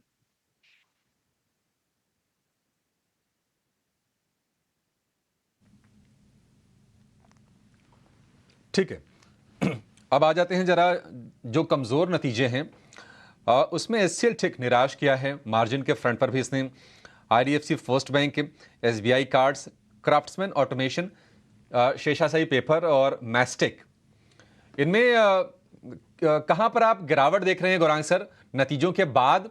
और किसी के पास अगर है तो आप कहां से एग्जिट करने की सलाह दे रहे हैं? 3 नाम यहां पर खास करके चर्चा करना चाहूंगा। और चर्चा या टिप्पणी करने से पहले अभिषेक, देखिए ऐसा नहीं है कि तिमाही दर तिमाही, छमाही दर छमाही, साल दर साल कोई क्षेत्र और उस क्षेत्र से जुड़ी हुई अनेक कंपनियां आपको निरंतर 15-20% का इजाफा हर तिमाही दें, ऐसा नहीं होता है। ये वास्तविकता भी नहीं है। कुछ कठिनाइयां आती हैं, कुछ परिस्थितियां होती हैं, कुछ खबरें होती हैं, कुछ नीतियां होती हैं जिसको लेकर के किसी एक कंपनी में दबाव आता है। लेकिन कंपनी का भविष्य अगर सुरक्षित है और कंपनी की मैनेजमेंट भरोसा दिलाती है कि आने वाले समय में आपको धीरे धीरे करके इजाफे होते हुए दिखाई देंगे, नतीजों में, कामकाज में सुधार होगा, तो आपको इस स्थिति में से निवेश निकलने की जरूरत है नहीं। वो नाम कौन से हैं? तो HCL tech, IDFC first bank और एसबीआई कार्ड। एसबीआई कार्ड हालांकि थोड़ा बहुत निचले स्तर पर आता है, तब जाकर के रिविजिट करेंगे, क्योंकि नतीजे आए तो ये एसबीआई कार्ड अंडर रिव्यू है। लेकिन 2 नाम, एचसीएल टेक और आईडीएफसी फर्स्ट बैंक, ये हमें लग रहा है कि आपका निवेश है तो बने रहें। निवेश नहीं किया है तो ये निराशाजनक जो आंकड़ा है उसको लेकर के आप थोड़ा बहुत मौका ढूंढ सकते हैं निवेश करने के लिए। और अगर आपने ऊपरी स्तर पर निवेश किया हो, निवेश लायक लंबी अवधि के लिए पूंजी हो, तो और जोड़ सकते हैं इन दोनों ही कंपनियों में, एचसीएल टेक और आईडीएफसी फर्स्ट बैंक। मैं इसलिए जरा रिजल्ट से बाहर आके कुछ एक और शेयर भी आपसे सामने रखता हूँ। एक बार जरा जल्दी से मैं टेक्निकल एनालिस्ट को जोड़ूंगा। आदित्य अरोड़ा भी मेरे साथ जुड़ चुके हैं। आदित्य, एक काम करो, फटाफट से पहले अपनी ट्रेडिंग कॉल्स आप बता दो, फिर मैं पूछता हूँ आपसे 2-4 सवाल। और फिर हमारे साथ तमितेश भी हैं, राहुल जी भी हैं, सोनी भी हैं। जल्दी बताइए आदित्य, आपके trading calls. Very good morning Dimpy ji, and very good morning to everyone. देखिए, मुझे बाजार का थोड़ा सा टेक्सचर सेल ऑन राइस लग रहा है, तो मेरा पहला कॉल रहेगा परसिस्टेंट पे। टेक्नोलॉजी सेक्टर थोड़ा सा वीक है, तो परसिस्टेंट को सेल कर सकते हैं 3397 में। स्टॉप लॉस रहेगा 3595 का, और टारगेट रहेगा 3200 से लेके 3000।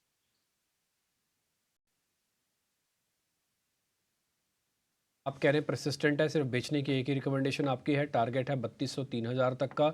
ये आपके हमने बकायदा सेल लगा दिया, स्टैंप लेवल्स मैंने आपको बता दिए, प्लेट छपी हुई आ जाएगी आपके पास, और आपका स्टॉप लॉस लगेगा 3595 का।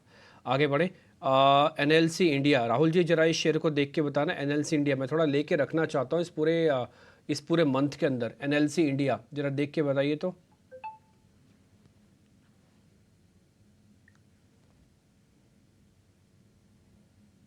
एनएलसी इंडिया का चार्ट स्ट्रक्चर देखेंगे तो एकदम बेहतरीन मूव एक राउंडिंग बॉटम के साथ ब्रेकआउट हुआ है। लास्ट रेजिस्टेंस 245 के आसपास जो था वो ब्रेक किया है फ्राइडे का मूव में, और 250 लॉन्ग बिल्कुल कर सकते हैं। अगर थोड़ा रिट्रेसमेंट भी होता है 240 पे एक और बाई जोन है, तो अगर मीडियम टर्म पर्सपेक्टिव जैसे आप पूछे रखना चाहते हैं तो ये स्टॉक को होल्ड कर सकते हैं।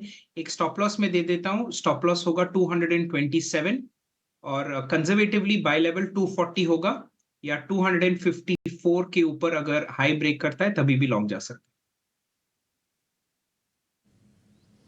ठीक है राहुल, बहुत बहुत शुक्रिया, थैंक यू वेरी मच ये शेयर बताने के लिए भी और आज कार्यक्रम का हिस्सा बनने के लिए भी बहुत बहुत शुक्रिया। मेरे को पता है आपको कहीं जाना है तो आप फ्री हो सकते हैं राहुल जी, बहुत बहुत शुक्रिया, thank you very much. Rahul ji के साथ साथ हमारे साथ एक और मेहमान भी जुड़ रही हैं, शिवांगी शारदा, उनसे ज़रा करेंगे बातचीत। शिवांगी बहुत शुक्रिया, थैंक यू वेरी मच आज टाइम निकालने के लिए। शिवांगी पहले तो मेरे को ये बताना आपकी ट्रेडिंग कॉल्स क्या हैं, फिर कुछ और शेयर्स में आपसे लेता हूँ। गुड मॉर्निंग डिम्पी एंड सभी पैनलिस्ट को thank you for having me. तो हमने देखा है कि मार्केट्स जो है वो थोड़े बहुत प्रॉफिट बुकिंग डिक्लाइन जरूर देखने को मिल रहे हैं, पर सेक्टर स्पेसिफिक एक्शन काफी स्ट्रॉन्ग नजर आते हुए दिख रहा है एंड बाइंग इंटैक्ट है। तो यहाँ पे पहला पिक जो रहेगा मेरा कॉनकॉर पे रहेगा। हमने देखा है कि फॉलो अप काफी स्ट्रॉन्ग है इसके प्राइस वॉल्यूम ब्रेकआउट के बाद एंड जिस तरह से इसमें रोल ओवर्स ऐड हुए हैं स्टॉक काफी पॉजिटिव नजर आ रहा है। अपने प्रीवियस एक हर्डल को भी इस जोन को सरपास करते हुए निकलते हुए स्टॉक ने अपना एक अच्छा लेवल्स पे क्लोजिंग दिया है। तो यहाँ पे खरीदारी की सलाह है, 1111 के टारगेट्स बनते हुए दिखेंगे 1050 के एक स्टॉक के साथ। दूसरा पिक जो है वो मेरा रहेगा IRCTC पे नजर। पूरे ही ट्रैवल टूरिज्म स्टॉक्स में कुछ ऐसे स्टॉक्स है, स्टॉक स्पेसिफिक एक्शन जो काफी स्ट्रांगली नजर आ रहे हैं। ये स्टॉक स्पेसिफिकली अपने 50 एक्सपोनेंशियल मूविंग एवरेज को सपोर्ट लेते हुए अब आगे बढ़ रहा है, रिस्पेक्ट कर रहा है। तो यहाँ पे नजर है काफी अच्छी तरह से इसने बाइंग दिखाई है पिछले 5 हफ्तों से। तो टारगेट्स जो है वो नेक्स्ट 1090 के बनते हुए दिख रहे हैं, उसके लिए खरीदारी करें 1020 के एक स्टॉक के साथ। ये आपके शेयर अच्छे लग रहे हैं और मेरे को IRCTC वैसे भी काफ़ी बढ़िया लग रहा है। ये ना कुछ कुछ टाटा केमिकल्स के आपको याद दिलाता है, 1000 के ऊपर स्ट्रांग, 1000 के ऊपर नीचे वीक हो जाता है। ये शेयर वैसा ही है, आप देखोगे जैसे 1000 के ऊपर आता है ना। अभी थोड़ी देर पहले भसीन साहब बता के गए, शिवांगी ने थोड़ी देर पहले अभी आपको नोटिस करवा दिया, इसके टारगेट है 1090 के। और वैसे भी रेलवे के काउंटर्स या रेलवे से जुड़े हुए काउंटर्स एक नए मोड में वापस जा रहे हैं। आप चेक कर लेना, आप 3-4 दिन का ट्रेड आपको खुद से आइडिया लग जाएगा। खैर एनी हाउ, एक दो स्टॉक्स जरा और पता कर लेते हैं। सोनी जरा GMR इंफ्रा चेक करना, जिसके पास ये पोजीशन है उसको भी होल्ड करना चाहिए और जिसके पास नहीं है वो क्या करे। थोड़ा खिंचा हुआ शेयर है, पकड़ने में दिक्कत हो रही है। जी डेफिनेटली डिम्पी जी, यहाँ पे GMR इंफ्रा पे एक अच्छा ब्रेकआउट अटेम्प्ट लेगा अबव 94 और डेफिनेटली होल्ड कर सकते हैं। इनफैक्ट 94 के ऊपर आप इसको देखेंगे तो ट्रिपल डिजिट को टेस्ट कर सकता है। 100 के लेवल्स पे यहाँ पे टारगेट बनते हुए आ रहे हैं और स्टॉप लॉस ट्रेल कर दीजिए ऑलरेडी जो होल्ड कर रहे हैं। तो यहाँ पे सलाह रहेगी कि आप 87.5 पे स्टॉप लॉस ट्रेल कर दीजिए और जो फ्रेश एंट्री के लिए भी चाहते हैं, अगर आपको इसी रेंज पे नजर आता है टुवर्ड्स 90 से 89 के रेंज में, तब वहां पे बाई कर सकते हैं, एक्यूमुलेट कर सकते हैं और टारगेट सेम रहेगी।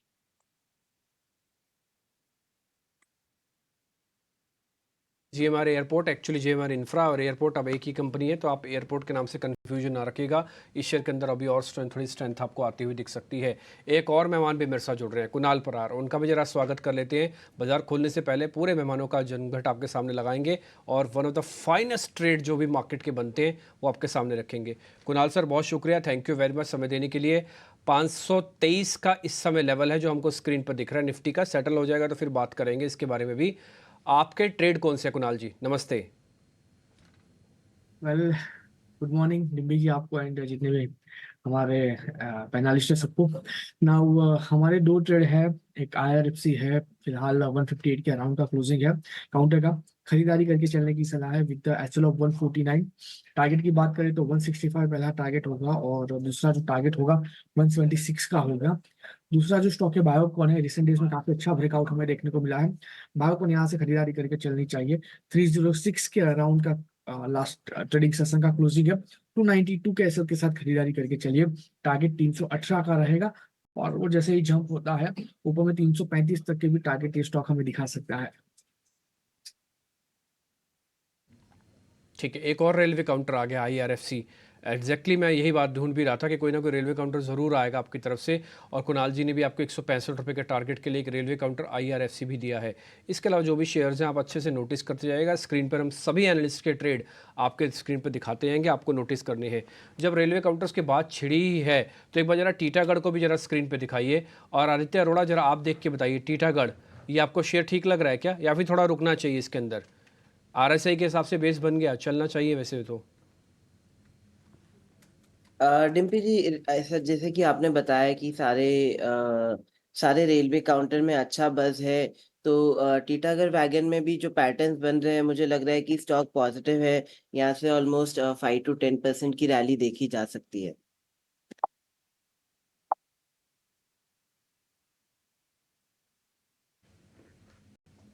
ठीक है, टीटागढ़ को लेकर ये व्यू। एक व्यू जरा हम येस बैंक पर चाहेंगे। सोनी, आप जरा चेक कीजिए येस बैंक को, कैसा लग रहा है आपको शेयर ये? क्योंकि हमने देखा था कि कुछ कुछ तेजी इसमें आ रही थी, 27-28 रुपए पर ये शेयर पहुंच भी गया है। क्या लगता है कि अभी यह और चलेगा? अभिषेक जी, आज एक गैप अप नजर आ रहा है येस बैंक में करीबन 27.5 27.7 के रेंज पे। सो काफी इंपॉर्टेंट रहेगा कि अगर वो इस लेवल को, इस गैप अप को सस्टेन कर पाता है, देन आपको एक फर्दर अपसाइड टुवर्ड्स 29.2 और 30 के रेंज में भी नजर आ सकता है। सो इंपॉर्टेंट है। एनीवेयर डाउन साइड पे आप देखेंगे तो 26.5 का एक अच्छा सपोर्ट है। सो गैप अप होने के बाद एटलीस्ट 26.5 को नहीं ब्रेक करना चाहिए, उसको होल्ड करके डिफेंड करता है तो ही आपको वो अपसाइड टारगेट ऑफ 30 अल्टीमेटली नजर आ सकता है। को लेकर ये व्यू। इस बीच ग्लेनमार्क को लेकर खबर आपकी स्क्रीन पर कि यूएस एफडीए से एक दवा की अर्जी को मंजूरी मिली है ग्लेनमार्क को। इस पर ध्यान रखेंगे इस शेयर पर भी। लेकिन हमारी सहयोगी आशीषा जुड़ गई हैं 9 के नवरत्न लेकर। जी हाँ, 9 के नवरत्न में सबसे पहले बीएसई की बात करेंगे। नेगेटिव एक्शन यहाँ पर दिखाई दे सकता है। सेबी ने अब बीएसई को कहा है कि जो रेगुलेटरी फीस कंपनी भरती है वो पूरे टर्नओवर पर देना पड़ेगा, जिसके चलते एनालिस्ट का मानना है कि करीब 17 से 18% का इम्पैक्ट प्रॉफिटेबिलिटी पर देखने को मिल सकता है। इसके अलावा कंपनी प्रोविजंस कर सकती है चौथी तिमाही में, जिसके चलते नतीजों पर इम्पैक्ट देखने को मिलेगा। तो बीएसई पर अपनी नजर रखें। इसके अलावा HCL टेक की बात करते हैं। चौथी तिमाही के नतीजे काफी कमजोर थे। मैनेजमेंट ने जो FY25 के लिए गाइडेंस दिया है वो भी काफी कमजोर है। स्ट्रीट का मानना था कि 5 से 8% का कांस्टेंट करेंसी रेवेन्यू ग्रोथ का गाइडेंस मैनेजमेंट दे सकती है, लेकिन उन्होंने केवल 3 से 5% का कांस्टेंट करेंसी रेवेन्यू ग्रोथ का गाइडेंस दिया है। तो काफी कमजोर नतीजे, मैनेजमेंट गाइडेंस भी काफी कमजोर। HCL टेक पर भी अपनी नजर रखें। इसके अलावा अजंता फार्मा की बात करते हैं, जहां बोर्ड ऑफ डायरेक्टर्स की बैठक है। 2 मई को ये बैठक है जहां बायबैक कंसिडर किया जाएगा। तो अजंता फार्मा पर भी अपनी नजर रखें। इरकॉन इंटरनेशनल की बात करते हैं। कंपनी को नए ऑर्डर्स मिले हैं, 1200 करोड़ के नए ऑर्डर्स है ईस्ट कोस्ट रेलवे से, जो EPC मोड में किए जाएंगे। तो ऑर्डर विंस के चलते इरकॉन इंटरनेशनल पर पॉजिटिव एक्शन दिखाई दे सकता है। ICICI बैंक की बात करते हैं, काफी अच्छे नतीजे थे। डिपॉजिट ग्रोथ काफ़ी स्ट्रॉन्ग था, ऑपरेशनल परफॉर्मेंस भी काफ़ी अच्छा आया। मैनेजमेंट की कमेंट्री की बात करें तो net interest margins range bound रह सकते हैं अगले कुछ क्वार्टर्स में, और जो कंपनी के IT रिलेटेड इश्यूज है उस पर भी काफ़ी अच्छी कमेंट्री है। तो नतीजों के दम पर ICICI बैंक पर अपनी नज़र रखें। इसके अलावा AU स्मॉल फाइनेंस बैंक की बात करते हैं। रिजर्व बैंक ऑफ इंडिया ने नई गाइडलाइंस इश्यू की ट्रांजिशन के लिए स्मॉल फाइनेंस बैंक से यूनिवर्सल बैंक पर, और IIFL की रिपोर्ट आई है। उनका मानना है कि केवल AU स्मॉल फाइनेंस बैंक के गाइडलाइंस की कंडीशंस फुलफिल करती है, लेकिन उन्होंने साथ में ये भी कहा है कि अगर AU small finance bank transition करना चाहता है तो शायद अगले 3 से 5 साल में होगा और इमीडिएटली नहीं होगा। तो AU स्मॉल फाइनेंस बैंक पर भी अपनी नज़र रखें। इसके अलावा अपोलो हॉस्पिटल्स की बात करते हैं। कंपनी ने 2500 करोड़ रेस किए हैं एडवेंट इंटरनेशनल से। इसके अलावा कंपनी ने एक एक्विजिशन भी अनाउंस किया है। काइमेड प्राइवेट लिमिटेड को कंपनी एक्वायर करेगी। एनालिस्ट का मानना है कि ये पॉजिटिव डील है, वैल्यू बना सकती है शेयर होल्डर्स के लिए आगे चलते हुए। तो अपोलो हॉस्पिटल इस दम पर फोकस में रहेगा। 8वें स्टॉक बिग बोल्ड ब्रोकरेज में आज हम बात करेंगे इंडस टावर्स की। कोटक की रिपोर्ट आई है जहां उन्होंने डाउनग्रेड किया है स्टॉक को, रेड्यूस की रेटिंग दी है, लेकिन टारगेट प्राइस जो पहले 245 रुपीज़ प्रति शेयर था वो अब बढ़ाकर 345 रुपीज़ प्रति शेयर कर दिया है। उनका मानना है कि वोडाफोन आइडिया के फंड रेस के चलते कंपनी को फायदा हो सकता है, और उनका ऐसा मानना है कि स्टॉक ऑलरेडी चल चुका है, जिसके चलते उन्होंने स्टॉक को डाउनग्रेड करके अब रेड्यूस की रेटिंग दी है। अब लास्ट स्टॉक में हम उत्कर्ष स्मॉल फाइनेंस बैंक की बात करेंगे। ये भी नतीजों के दम पर फोकस में रहेगा। नेट इंटरेस्ट इनकम में 12% का उछाल और प्रॉफिट आफ्टर टैक्स में 19% का उछाल देखा, लेकिन एसेट क्वालिटी की बात करें तो वो इम्प्रूव होता हुआ नजर आया। NNPA केवल 0.03% पे आया है वर्सेस 0.19% जो कंपनी ने प्रीवियस क्वार्टर में रिपोर्ट किया था। तो बहुत अच्छी एसेट क्वालिटी रिपोर्ट की है, जिसके चलते उत्कर्ष स्मॉल फाइनेंस बैंक में भी पॉजिटिव एक्शन दिखाई दे सकता है। बहुत शुक्रिया शेषा, ये पूरी लिस्ट सामने रखने के लिए। तो कई सारे काउंटर्स हैं जिन पे रहेगी नज़र, पर अभी देखें तो मार्केट्स एक पॉजिटिव ओपनिंग की ही शुरुआत कर रहा है। प्री ओपनिंग में देखें तो लगभग 55 अंकों की तेज़ी जो है निफ्टी 50 में है, वाइल बैंक निफ्टी भी लगभग 160 अंकों की तेज़ी के साथ शुरुआती संकेत दे रहा है। साथ ही कुछ काउंटर्स मेटल पैक से जो है टाटा स्टील, JSW स्टील, यहाँ पे एक पॉजिटिव एक्शन हम देख सकते हैं। और HCL टेक लगभग 4% की कमजोरी के साथ जो है शायद शुरुआत करे। पर डिम्पी, अब आपसे समझना चाहेंगे, देखिए 22,480 के आसपास शुरुआत हो रही है, ऐसे संकेत मिल रहे हैं, कैसे देखना चाहिए और क्या रहनी चाहिए आज की पोजीशंस और रणनीति? देखिए, पहला पॉइंट तो है गिफ्ट निफ्टी से थोड़ा हम कम खुल रहे हैं, 55 पॉइंट खुल रहे हैं। गिफ्ट निफ्टी आपको 100 पॉइंट दिखा रहा था। ये है पहला पॉइंट नोटिस करने का कि आप उतने बड़े गैप के साथ खुलते हो कि नहीं खुलते। दूसरा पॉइंट, आप रेजिस्टेंस से सपोर्ट के कितना पास खुलते हो। आपका रेजिस्टेंस की शुरुआत ही 550 से हो रही है। हमने आपको सुबह भी ये बात की थी कि 450 से ही रेजिस्टेंस का जोन शुरू हो जाता है और ये 550 650 तक चला जाएगा। तो आप 550 से 650 के रेजिस्टेंस बैंड में है, आप खुल रहे हैं 475 पे। मैं मानता हूँ 550 एग्जाम्पल के लिए, ठीक है। तो आपके पास सिर्फ 75 पॉइंट है ऊपर और आने के लिए। उसका से टफ रेजिस्टेंस से आपको दो हाथ करने पड़ेंगे। तो आप अगर ये बात समझते हैं कि मैं 75 पॉइंट खो सकता हूँ और 75 पॉइंट ही पा सकता हूँ, रिस्क टू रिवॉर्ड 1:1 रखूंगा, तो फिर आपके लिए ठीक है। आपका पहला टारगेट 550 होना चाहिए। अगर आपको ऐसा लगता है कि नहीं भाई मैं 75 पॉइंट के लिए क्यों होऊंगा, 10 पॉइंट का तो मेरा खर्चा ही आने और जाने का, और फिर मैं इतना रिस्क लूंगा, मेरे को कोई इम्पल्स ट्रेडिंग तो करनी नहीं है, तो फिर आप वेट करो थोड़ा सा। आपको हो सकता है थोड़ा बाइंग और डिप्स नीचे मिल जाए। ये नीचे मिलने की प्रोसेस क्या है, कहाँ पे मिल सकता है? या तो आपको 22,200 पे मिलेगा या तो 22,300 से भी शुरू कर सकते हैं। देखिए, जब फ्यूरियस बुल रन होता है ना, तो टिपिकली सपोर्ट पे सपोर्ट नहीं होता, सपोर्ट से पहले ही सपोर्ट हो जाता है, यानी कि उससे पहले ही चल जाता है बाजार। तो आपको जैसे सोनी पटनायक जैसे में 22,300 का एक सपोर्ट दिया हुआ है, तो आप कोशिश करना वहाँ पे आके। अगर आज मेरे से पूछेंगे आप क्या करेंगे, तो मैं बोलूँगा जी मैं तो 400 की वेट करूँगा। मेरे को एक कंफर्ट लेवल चाहिए, तो मैं 22,400 में थोड़ा बहुत मान लूँगा, थोड़ा बहुत 22,300 के लिए वेट करूँगा, नहीं तो मैं छोड़ दूंगा। इस लेवल पर आके मेरे को ट्रेड अच्छे से समझ में अभी नहीं आता, तो मैं निफ्टी के लिए। रही बात शॉर्ट्स वालों की, क्या शॉर्ट कर लेना चाहिए, उसका जवाब ना है। मार्केट के अंदर गैप खुल रहा है, सब कुछ अच्छा है, ऐसी क्यों शॉर्ट करने की आपको आतुरता पड़ी हुई है। और अगर आपको शॉर्ट करना भी होगा तो 550 पे जाके सोचना। तो ये निफ्टी का मोटा मोटी व्यू है। बैंक निफ्टी भी मैं ही बता देता हूँ आपको। एक बार जरा बैंक निफ्टी और दिखा दीजिए आप। बैंक निफ्टी के अंदर 48,200 पे लास्ट की हमारी क्लोजिंग थी, थोड़ा बहुत गैप ये भी मिल रहा है। 48,500 से 48,800 एक रेजिस्टेंस एरिया है। तो जैसे आप बैंक निफ्टी अपनी स्क्रीन पर देख पा रहे हैं 400 के आसपास खुल रहा है, 500 से 800 रेजिस्टेंस एरिया शुरू हो जाएगा। तो आपके पास 100, 150, 200, 250 पॉइंट और है कमाने के लिए। तो इतना ही आपका नीचे का सपोर्ट भी है, ठीक है। तो 1:1 की रेशियो बनती है। जिसको समझ में आता अपना एक दो छोटा मोटा लॉट लेना है तो ले लीजिए, नहीं तो थोड़ा वेट करो नीचे आने की, हो सकता है आपको मिल जाए और आप अच्छे से ट्रेड करो। 18 सेकंड बाद बाजार खुल जाएगा। मैं जल्दी से आपको टॉप गेनर्स आज के मार्केट के बता देता हूँ। आज के बाजार में कौन कौन से स्ट्रॉन्ग नोट पे खुलने जा रहे हैं। आज शेयर खुलेगा श्रीराम फाइनेंस। आपको ब्रोकिंग हाउसेस के रिपोर्ट्स ने भी इसको काफी हद तक अपग्रेड किया हुआ है। SBI life 1.5%, Tata steel, NTPC, JSW steel, ये करीब 1.5% ऊपर खुलने जा रहे हैं। और जो कमजोर खुलेंगे HCL टेक है, आपके स्क्रीन पर टिकाना शुरू हो गए हैं। 1500 शेयर एडवांसेस के साथ आपको खुलते हुए दिख रहे हैं। 200 का डिक्लाइन से रेशियो काफी अच्छी आई है। 475 के आसपास की ओपनिंग हुई है, जो हमको एग्जैक्टली चाहिए भी थी, तो वही आप ओपन भी होते हुए देख रहे हो। सेंसेक्स में करीब 200 पॉइंट की बढ़त है और निफ्टी, बैंक निफ्टी इनफैक्ट मैं बोलूँगा 48,400 के आसपास है। देखिए, खुलने के बाद बाजार क्या और स्पीड से ऊपर आ रहा है, अभी तक ऐसा नहीं हुआ। निफ्टी का जो क्रिटिकल लेवल जिस पे उसने ओपन किया वहीं पे आके रुक रहा है। सेम विद बैंक निफ्टी ने जहाँ पे ओपन किया वहीं आके रुक रहा है। थोड़ा समय आप और दो, या तो आपको नीचे मिलेगा या तो रेजिस्टेंस की टेरिटरी को हिट करने दो। हो सकता है एक शॉर्ट की अपॉर्चुनिटी आज इंट्राडे में ऊपर से मिल जाए, बट वो स्विंग ट्रेड के तौर पर होगा, अदरवाइज कुछ नहीं है। मेरे को तो सिर्फ वेट एंड वॉच करना है। अभी तो मेरे पास कोई भी सौदा नहीं है बताने के लिए। आगे आ जाता हूँ मैं, जैसे आपको शेयर्स के बारे में जानकारी दे रहा था। श्रीराम फाइनेंस एक बार जरा स्क्रीन पर दिखाना। Tata steel, JSW steel, NTPC, ये कुछ एक शेयर है, और SBI लाइफ है, ये कुछ एक शेयर है जो आपको स्क्रीन पर आज बढ़िया खुलती हुई दिख रही है। और आपको यहाँ पे एक बार देखना चाहिए अगर आपको कहीं भी कोई ट्रेड मिलता है तो कोशिश करेंगे हम थोड़ा एक्सपर्ट से भी इनके बारे में पता कर पाएँ। आज मेटल्स के सारे शेयर्स में कुछ ज़्यादा ऊपर दिख रहे हैं, तो मेटल के शेयरों में से आज ट्रेड ढूंढे जाने चाहिए।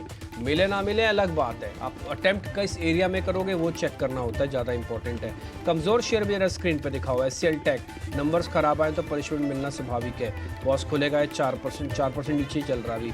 आयशर मोटर थोड़ा हल्का कमज़ोर है। अपोलो हॉस्पिटल कमज़ोर है। रिलायंस के अंदर अच्छा 5 शेयर एक बार स्क्रीन पर दिखाना। Reliance industries, HDFC bank, Hindustan Unilever, Infosys, TCS, ये 5 शेयर दिखा दो इन, ताकि थोड़ी वेटेज का आइडिया लग पाए कि वेटेज में कोई डिस्टर्बेंस वाला मैटर तो नहीं है। HDFC, रिलायंस दोनों हल्के से प्रॉफिट्स पे है। TCS भी हल्के से प्रॉफिट्स पे खुल रहा है। इन्फोसिस भी हल्के से प्रॉफिट पे ही है। एक HUL और दिखाओ, बड़ा कंटेंडर है, कंज्यूमर्स का ज़रूर चेक करना चाहिए इलेक्शंस और मॉनसून के आसपास, वो भी आज आपको फ्लैट खुल रहा है। तो मेरे को 5 शेयर चाहिए, उन 5 में से डिस्टर्बिंग कैंडिडेट कोई नहीं है, कोई भी ड्रैग करके नीचे नहीं लेके जा रहा। तो मेरे एक नॉच का कॉन्फिडेंस और मार्केट के अंदर बना हुआ है। एक्सपर्ट्स के जो ट्रेड है वो भी आप चाहें तो सारे स्क्रीन पे दिखाना चाहे तो वो भी दिखा सकते हैं। मैं कुछ एक और नेक्स्ट 50 के पास चला जाता हूँ, वहाँ पे दिखाता हूँ। IRFC कुणाल परार ने आपको थोड़ी देर पहले शेयर दिया था, 2% ऊपर है।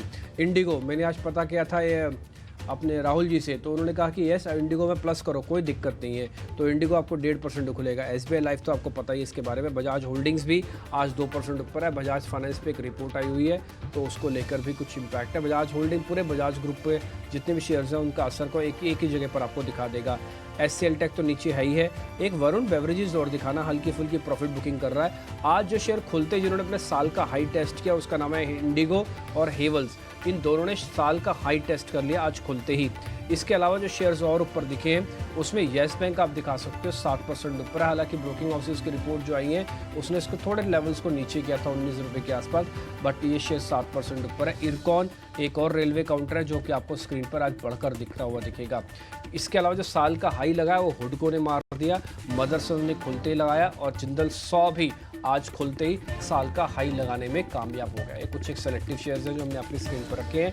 हीट मैप और दिखा दीजिए ताकि थोड़ा आइडिया लग जाएगा स्क्रीन देख के कि आपको कितना बढ़त कितनी गिरावट वाले शेयर्स हैं। फिर सृष्टि आपको बता देगी छोटे मझोले शेयर्स के बारे में। एक काम हमने और कर रखा आपके लिए कि जो नीचे जो भी खबरों वाले शेयर्स हैं ना वो सबके सब नीचे भी आ रहे हैं। एग्जाम्पल के लिए BSE जैसे रेटिंग का डाउनग्रेड हुआ 16% नीचे, ये आपको नीचे दिखेगा। मैं आपको अलग अलग करके सारे शेयर्स थोड़ा बता नहीं पाऊंगा इस समय। आप देख रहे होंगे तीनों नीचे शेयर्स के अंदर एक तो SCL टेक नंबर्स का इम्पैक्ट दिखा रहा है, अपोलो हॉस्पिटल्स के अंदर प्रेशर है, और ऊपर जाएंगे तो SBI लाइफ, टेक महिंद्रा, जिसके बारे में मैंने शुरुआत में भी किया था कि ये भले ही आप कुछ भी कहें लेकिन टेक महिंद्रा का चार्ट बहुत बढ़िया था। ये 1.5 से 2% ऊपर है इस समय। NTPC, टाटा स्टील, ये कुछ बढ़ने वाले शेयर्स आपको दिख रहे हैं। स्क्रीन देख के जो मैंने पूरी स्क्रीन देखी है इस समय मेरे को कहीं भी मार्केट के अंदर ना ही ब्रेकआउट ना ही ब्रेकडाउन ऐसे कुछ सिग्नल दिख रहे हैं। मेरे को लगता है बाजार पूरी तरह से आज रेंज में काम करेगा। ऊपर का रेजिस्टेंस एरिया है 550 का, नीचे का सपोर्ट एरिया है 300-200 वाला एरिया है। तो फिलहाल ऐसा ही अभी तक तो लग रहा है। आगे बढ़ते हैं, सृष्टि आपको बता देगी छोटे मझोले शेयर्स के बारे में और फिर हम ओपनिंग के सौदा लेना शुरू करेंगे। तो मिड कैप और स्मॉल कैप इंडेक्स की बात करें रिम्पी, तो शुरुआत जो है हरे निशान में ही हुई है दोनों इंडेक्स की। हालांकि ऊपरी स्तरों से हल्के से नीचे ज़रूर आए हैं दोनों ही इंडेक्स, पर स्टॉक स्पेसिफिक एक्शन भरपूर है। एक गिरने वाले शेयर से शुरुआत करेंगे, वो है BSE, जहां पे लगभग 17% की हम गिरावट देख रहे हैं जो भी इस पर खबर आई है। इसके अलावा IDFC फर्स्ट बैंक, ये काउंटर भी गिरावट का शिकार हो रहा है, 3 से 4% की वहां पे गिरावट है। MCX पे भी आज हम दबाव देख पा रहे हैं, पर बढ़ने वाले में आप शक्ति बम्प्स पे नजर डालिए। दमदार नतीजों के बाद आप देखिए यहाँ पे 5% का अपर सर्किट लगा हुआ है और पिछले 1 साल में जबरदस्त रिटर्न इस काउंटर ने ऑलरेडी दिए हैं। येस बैंक के शेयर में भी आज एक अच्छा एक्शन है, 6% की तेजी नतीजों के बाद हम इस काउंटर पे आते हुए देख रहे हैं। इसके अलावा कुछ और एक गिरने वाले शेयर्स पे नजर डालें तो आज पूर्वांकरा पे गिरावट हम देख रहे हैं। वारेन रिन्यूएबल्स, ये भी एक गिरावट का शिकार हो रहा है और अपोलो हॉस्पिटल्स के साथ साथ अन्य हॉस्पिटल काउंटर्स पे भी गिरावट है।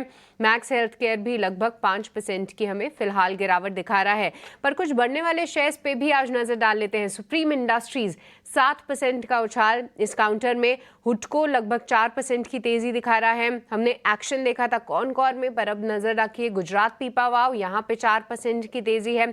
इसके अलावा किर्लोस्कर ग्रुप ऑफ शेयर्स में भी तेजी रुकने का नाम नहीं ले रही है। किर्लोस्कर ऑयल एक काउंटर है जहां पे करीब 2.5% की तेजी है, और इसके अलावा मॉइल हम लगातार देख रहे हैं कि ये काउंटर ऑल टाइम हाई छूता हुआ दिख रहा है। डे बाय डे आज भी लगभग 2% की तेजी इस काउंटर में है। हिमाद्री स्पेशलिटी केमिकल अच्छे नतीजों के बाद यहाँ पे जो एक्शन है वो बिल्डअप होते हुए नजर आ रहा है। 3% की तेजी जो है हम इस काउंटर में देख रहे हैं। तो फिलहाल तो ब्रॉडर मार्केट्स में स्ट्रेंथ है ही। इस बीच आप देखें तो निफ्टी बैंक लगभग 350 अंकों की तेजी दिखा रहा है। अभिषेक। ठीक है, तो बाजार में जहां पर शुरुआत हुई है वहां से तेजी बढ़ी है। 82 अंक ऊपर इस वक्त निफ्टी आपको दिखेगा, और निफ्टी बैंक में 350 अंकों की तेजी। और कुछ और शेयर जहां पर आज मजबूत एक्शन है वो है इंश्योरेंस वाले शेयर, SBI लाइफ या फिर GIC-RE 3% के आसपास की तेजी। न्यू इंडिया एश्योरेंस वहां पर तो और बड़ी तेजी, 7% के आसपास की तेजी दिख रही है। और एडवांस डिक्लाइन रेशियो पूरी तरह से तेजी के पक्ष में। 1700 शेयर NSE पर हरा निशान में और 350 शेयर है लाल निशान में। अब शुरुआत अच्छी हो गई है, हालांकि बड़े गैप से बाजार ने नहीं खोला, उसका फायदा भी मिल रहा है और अब धीरे धीरे तेजी बढ़ रही है। 87-88 अंकों पर निफ्टी हो गया है। आपके लिए ये समझते हैं कि ओपनिंग में आपके लिए अब सौदे कौन से पक्के हो रहे हैं और आपकी नजर कमाई के लिहाज से कहां पर होनी चाहिए, लेकर आएंगे ओपनिंग ट्रेड्स।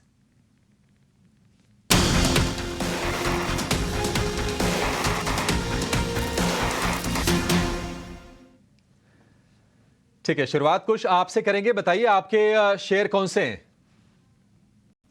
तो अभिषेक, इंडियन होटल्स पे यहाँ हमारी नजर गई है। काफी अच्छा सेल ऑफ था, बट अब हमें लग रहा है सपोर्ट जोन से जो एक रिबाउंड आया है, यहाँ रिस्क रिवॉर्ड रेशियो जो है एक्सट्रीमली फेवरेबल हो गया है। पोजिशनली हमें लग रहा है 600 तक के लेवल्स यहाँ पे देखने मिल सकते हैं। स्टॉप लॉस रहेगा आपका 565 का, जहाँ पे एक सपोर्ट जोन है। तो इंडियन होटल्स को अपने रेडार पे रखे, 600 का टारगेट, 565 का स्टॉप लॉस। ठीक है, 555 रुपए का स्टॉप लॉस, 600 रुपए के टारगेट, इंडियन होटल्स ये आपको खरीदना है। ये है कुछ की तरफ से ओपनिंग ट्रेड। शिवांगी, आपकी नजर कहां गई है? क्या आपने तलाशा है बाजार में, क्या मिला आपको? जी बिल्कुल, IRCTC के साथ जो है वो बने रहने की सलाह रहेगी। एंड हम देख रहे हैं कि पिछले 6 दिनों से कंसिस्टेंटली यहाँ पे हायर लोज बन रहे हैं। यानी कि कोई भी छोटे डिक्लाइंस में खरीदारी के मौके ढूंढे जा रहे हैं। एंड ये अपने एक 3 हफ्तों के एक रेंज के हायर जोन्स की तरफ ट्रेड करते हुए नजर आ रहा है। ये स्टॉक काफी स्ट्रांगली प्लेस्ड है। 1090 के टारगेट्स के लिए खरीदारी करें इसको 1020 के एक स्टॉप के साथ। ठीक है, 1020 रुपए के स्टॉप लॉस के साथ इसको ट्रेड करना है। 1090 के टारगेट के लिए। IRCTC ये संजीव भसीन का भी ये शेयर है, और आज भी हम देख रहे हैं कि ये शेयर अच्छी तेजी दिखा रहा है। 1.25% के आसपास की मजबूती इस शेयर में है। सोनी, आपकी नजर कहां पर है? आप क्या खरीदने की सलाह देंगी?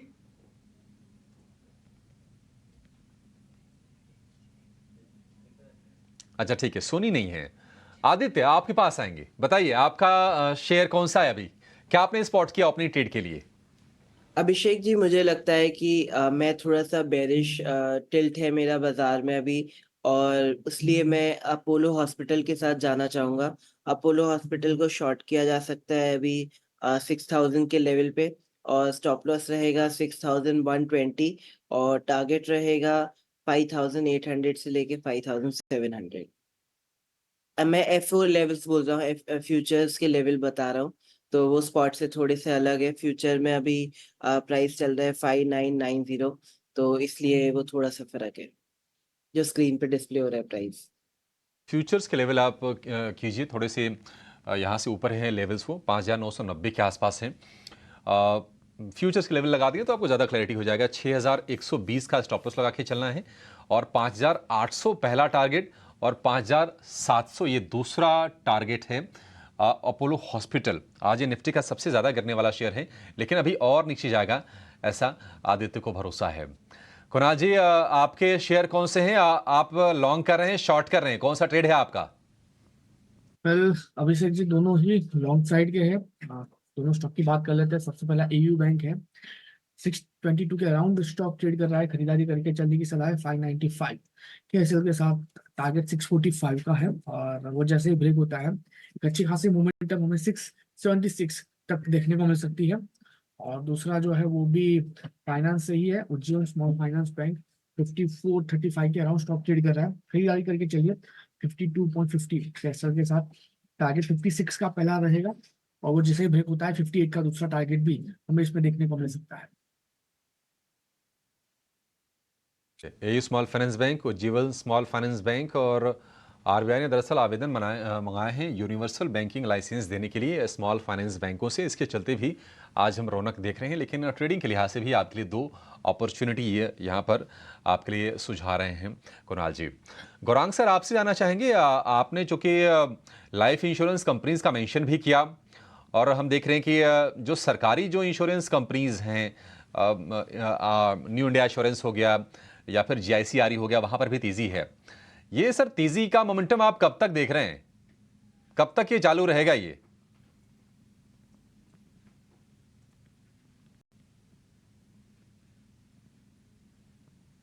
सर प्लीज अनम्यूट कीजिए, फिर आपको सुन पाएंगे हम।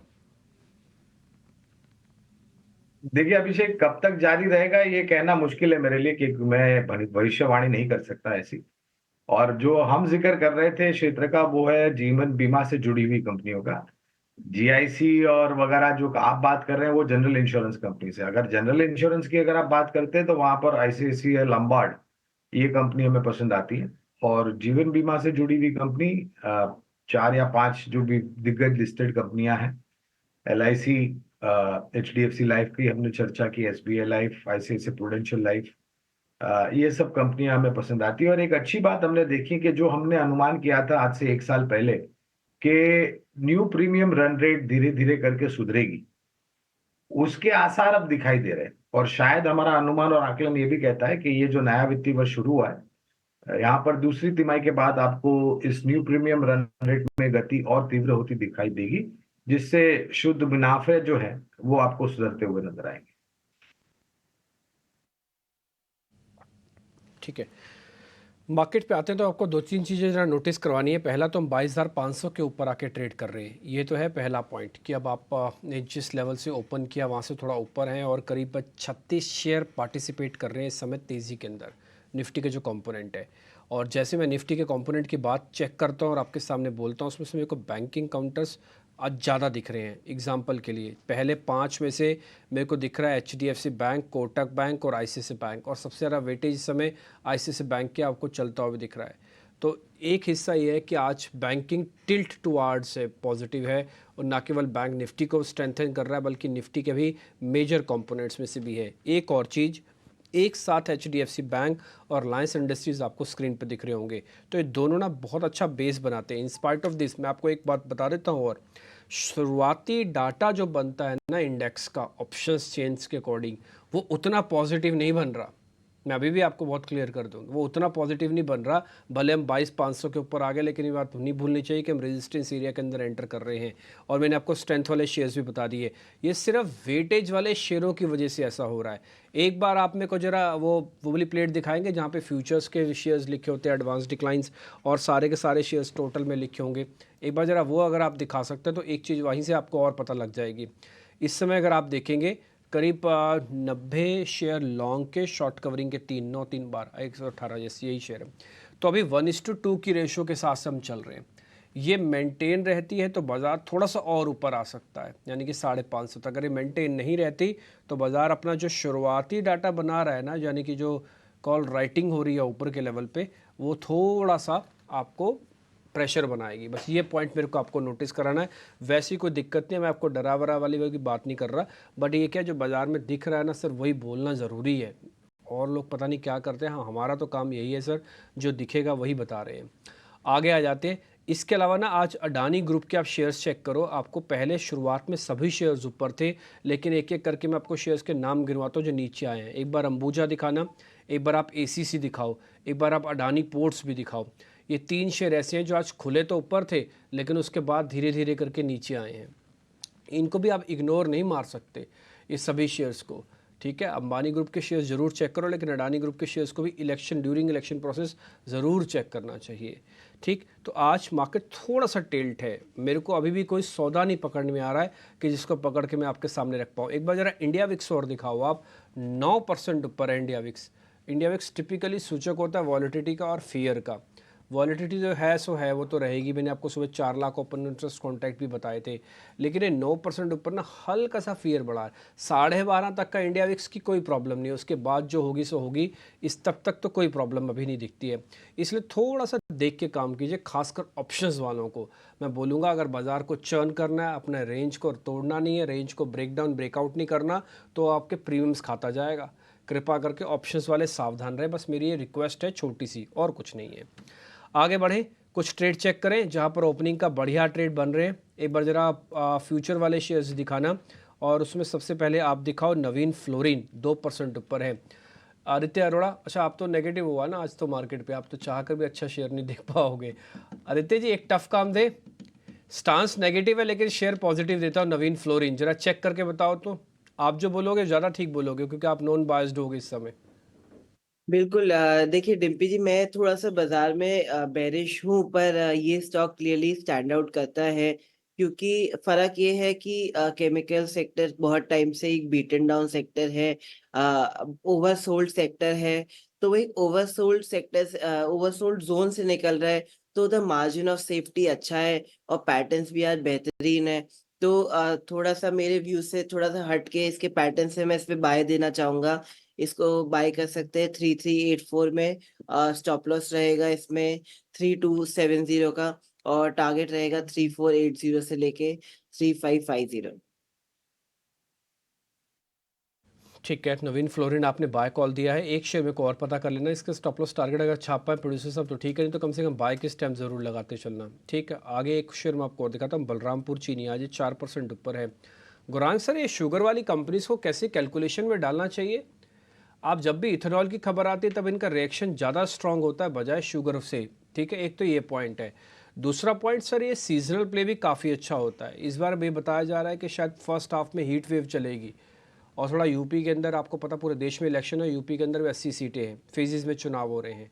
सर जरा देख के बताएंगे बलरामपुर चीनी या शुगर स्टॉक्स पे आपका स्टांस क्या है, और नोटिसेबल पॉइंट क्या है, आप क्या नोटिस करते हो इस समय? पहले तो पिछले साल जो बारिश हुई थी वो बहुत ही अनुमान के नीचे थी, और 3 राज्य जो गन्ना उत्पादन करते हैं, उत्तर प्रदेश, महाराष्ट्र और कर्नाटका, यहाँ पर बारिश की कमी थी, और इसके कारण गन्ना उत्पादन जो मात्रा में होना चाहिए था वो नहीं हुआ। दूसरी तरफ 2 दिन पहले मोलासिस ग्रेड में कितना आप एथनॉल बना सकते हैं और कितना उसमें से आप चीनी बना सकते हैं, उसमें थोड़ा बहुत रियायत दी गई थी सरकार के तरफ से, जहां पर एथनॉल के लिए थोड़ी बहुत रियायत दी गई थी। एथनॉल के दाम पिछले 3 साल में अगर आप देखें तो करीबन 15 या 20 रुपया ऊपर गया है, जो दाम हुआ करते थे आज से 1-2 साल पहले। वो एक अच्छी बात है।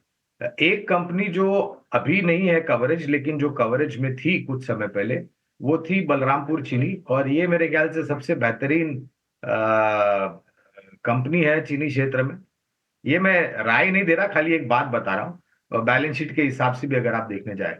दूसरी तरफ अगर आप तुलना करते हैं डेट की, यानी कि देनदारी की बैलेंस शीट पर, तो बाकी की तुलनाओं में यहाँ पर भी आपको डेट दिखेगा, लेकिन कम दिखेगा। इस बार मेरे ख्याल से बारिश अच्छी होने का अनुमान है, तो शायद गन्ने की पैदावार जो है वो ऐतिहासिक स्तर पर हो सकती है, लेकिन वो आने वाला समय बताएगा। और मेघराज का अगर आशीर्वाद रहा तो मेरे ख्याल से जो मौसम विभाग ने हमें बताया है उस प्रकार से बारिश होगी। मैं इतना कहूंगा डिम्पी कि इस क्षेत्र में थोड़ा पहले तो सावधान रहे, सचेत रहे। सरकार की नीतियों पर ऊपर नीचे तरफ के दायरे आपको काफी देखने मिलते, न कि कंपनी की बैलेंस शीट को देख करके। तो इस कंपनी में जो भी थोड़ी बहुत सक्षम मजबूत कंपनी है, वहां पर आपको नजर रखनी चाहिए। चीनी यहाँ पे थोड़ा सा सतर्क रहे, क्योंकि कई सारी पॉलिसी एक्शंस हैं जिसको लेकर काफ़ी वॉलेटाइल रहते हैं ये काउंटर्स। तो ये राय आपके लिए बलरामपुर चीनी पे। पर इस बीच अगर हम देखें, बीएससी यहाँ पे करीब 17% की गिरावट तो दिखा ही रहा है, पर गिरावट का शिकार एमसीएक्स का काउंटर भी हो रहा है। एक बार शिवांगी, कुछ लेवल्स एमसीएक्स के लिए आप हाईलाइट करना चाहेंगे, क्योंकि ये काउंटर भी हाल फिलहाल काफ़ी वॉलेटाइल हो चुका है।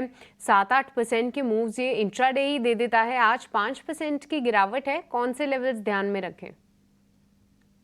जी, इन स्टॉक्स में हम देख रहे हैं कि थोड़े बहुत न्यूज़ रिलेटेड गिरावट ज़रूर देखने को मिल रहा है।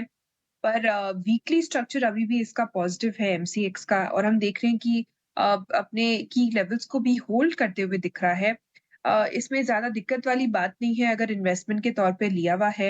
एंड हमें नेक्स्ट जो टारगेट्स है वो 4200 तक के बनते हुए दिखेंगे। थोड़े कंसोलिडेशन, क्योंकि पूरे इस सेक्टर में थोड़ी बहुत वीकनेस ज़रूर है, पर थोड़े बहुत कंसोलिडेशन के बाद ये होल्ड करते हुए दिखेगा एंड 4000 के ऊपर हम मोमेंटम इसमें वापस आते हुए देखेंगे।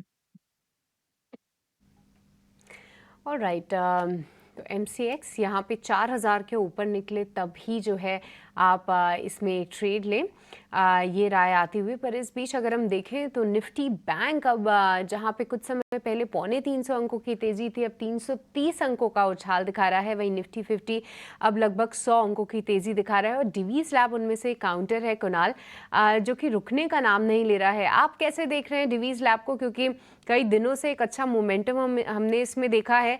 क्या यहाँ पे और भी ऊपर के लेवल्स ध्यान में रखें?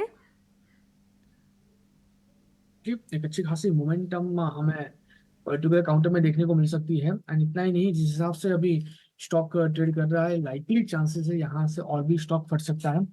अगर मैं आने वाले दिनों में जो लेवल अगर स्टॉक दिखा सकता है उसकी बात करूं, तो स्टॉक ऑलरेडी जो रिसेंट का जो उसका टॉप है 4074 उसके ऊपर ट्रेड कर रहा है।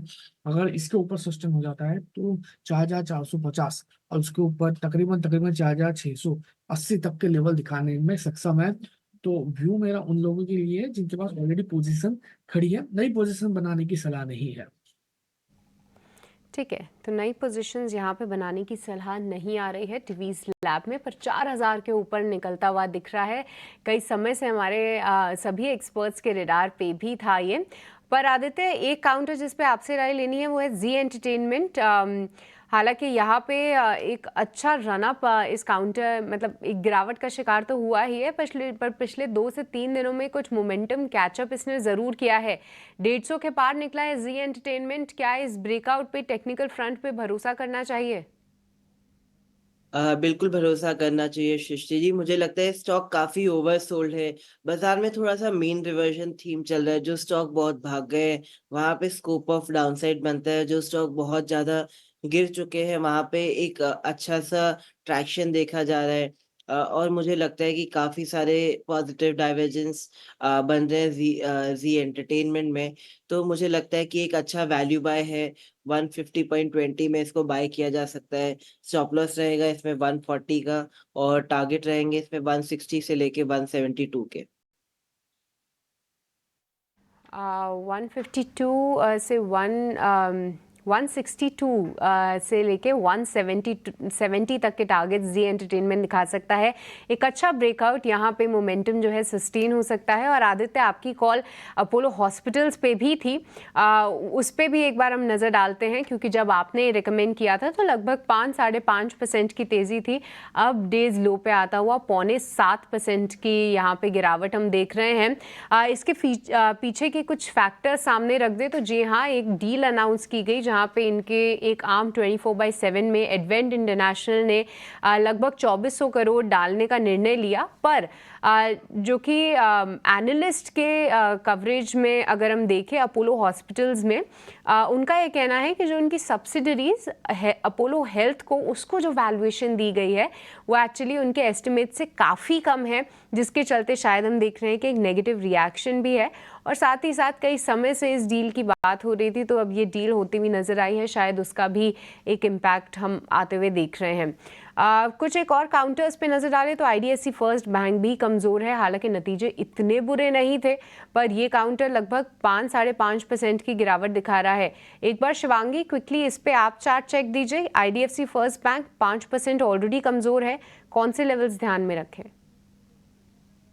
जी, इस स्टॉक में हम देख रहे हैं कि एक वीकली बेसिस पे ब्रेकडाउन देखने को मिल रहा है एंड कहीं ना कहीं ये जिसका जो लॉन्गर टर्म स्ट्रक्चर था वो अभी भी टुवर्ड्स द साउथवर्ड डायरेक्शन ही है। तो यहाँ पे हम देख रहे हैं कि कोई भी बाउंस पे हम सेल कर सकते हैं, बिकॉज ओवरऑल स्ट्रक्चर जो है इसका काफी नेगेटिव हो रखा है। हालांकि बैंक निफ्टी जो है अभी भी फुल्ली नेगेटिव नहीं है, सो यहाँ पे एक अच्छी बाइंग है एंड सिलेक्टिव बाइंग में सिलेक्टिव बैंकिंग स्टॉक्स में अच्छी तेजी देखने को मिल रही है।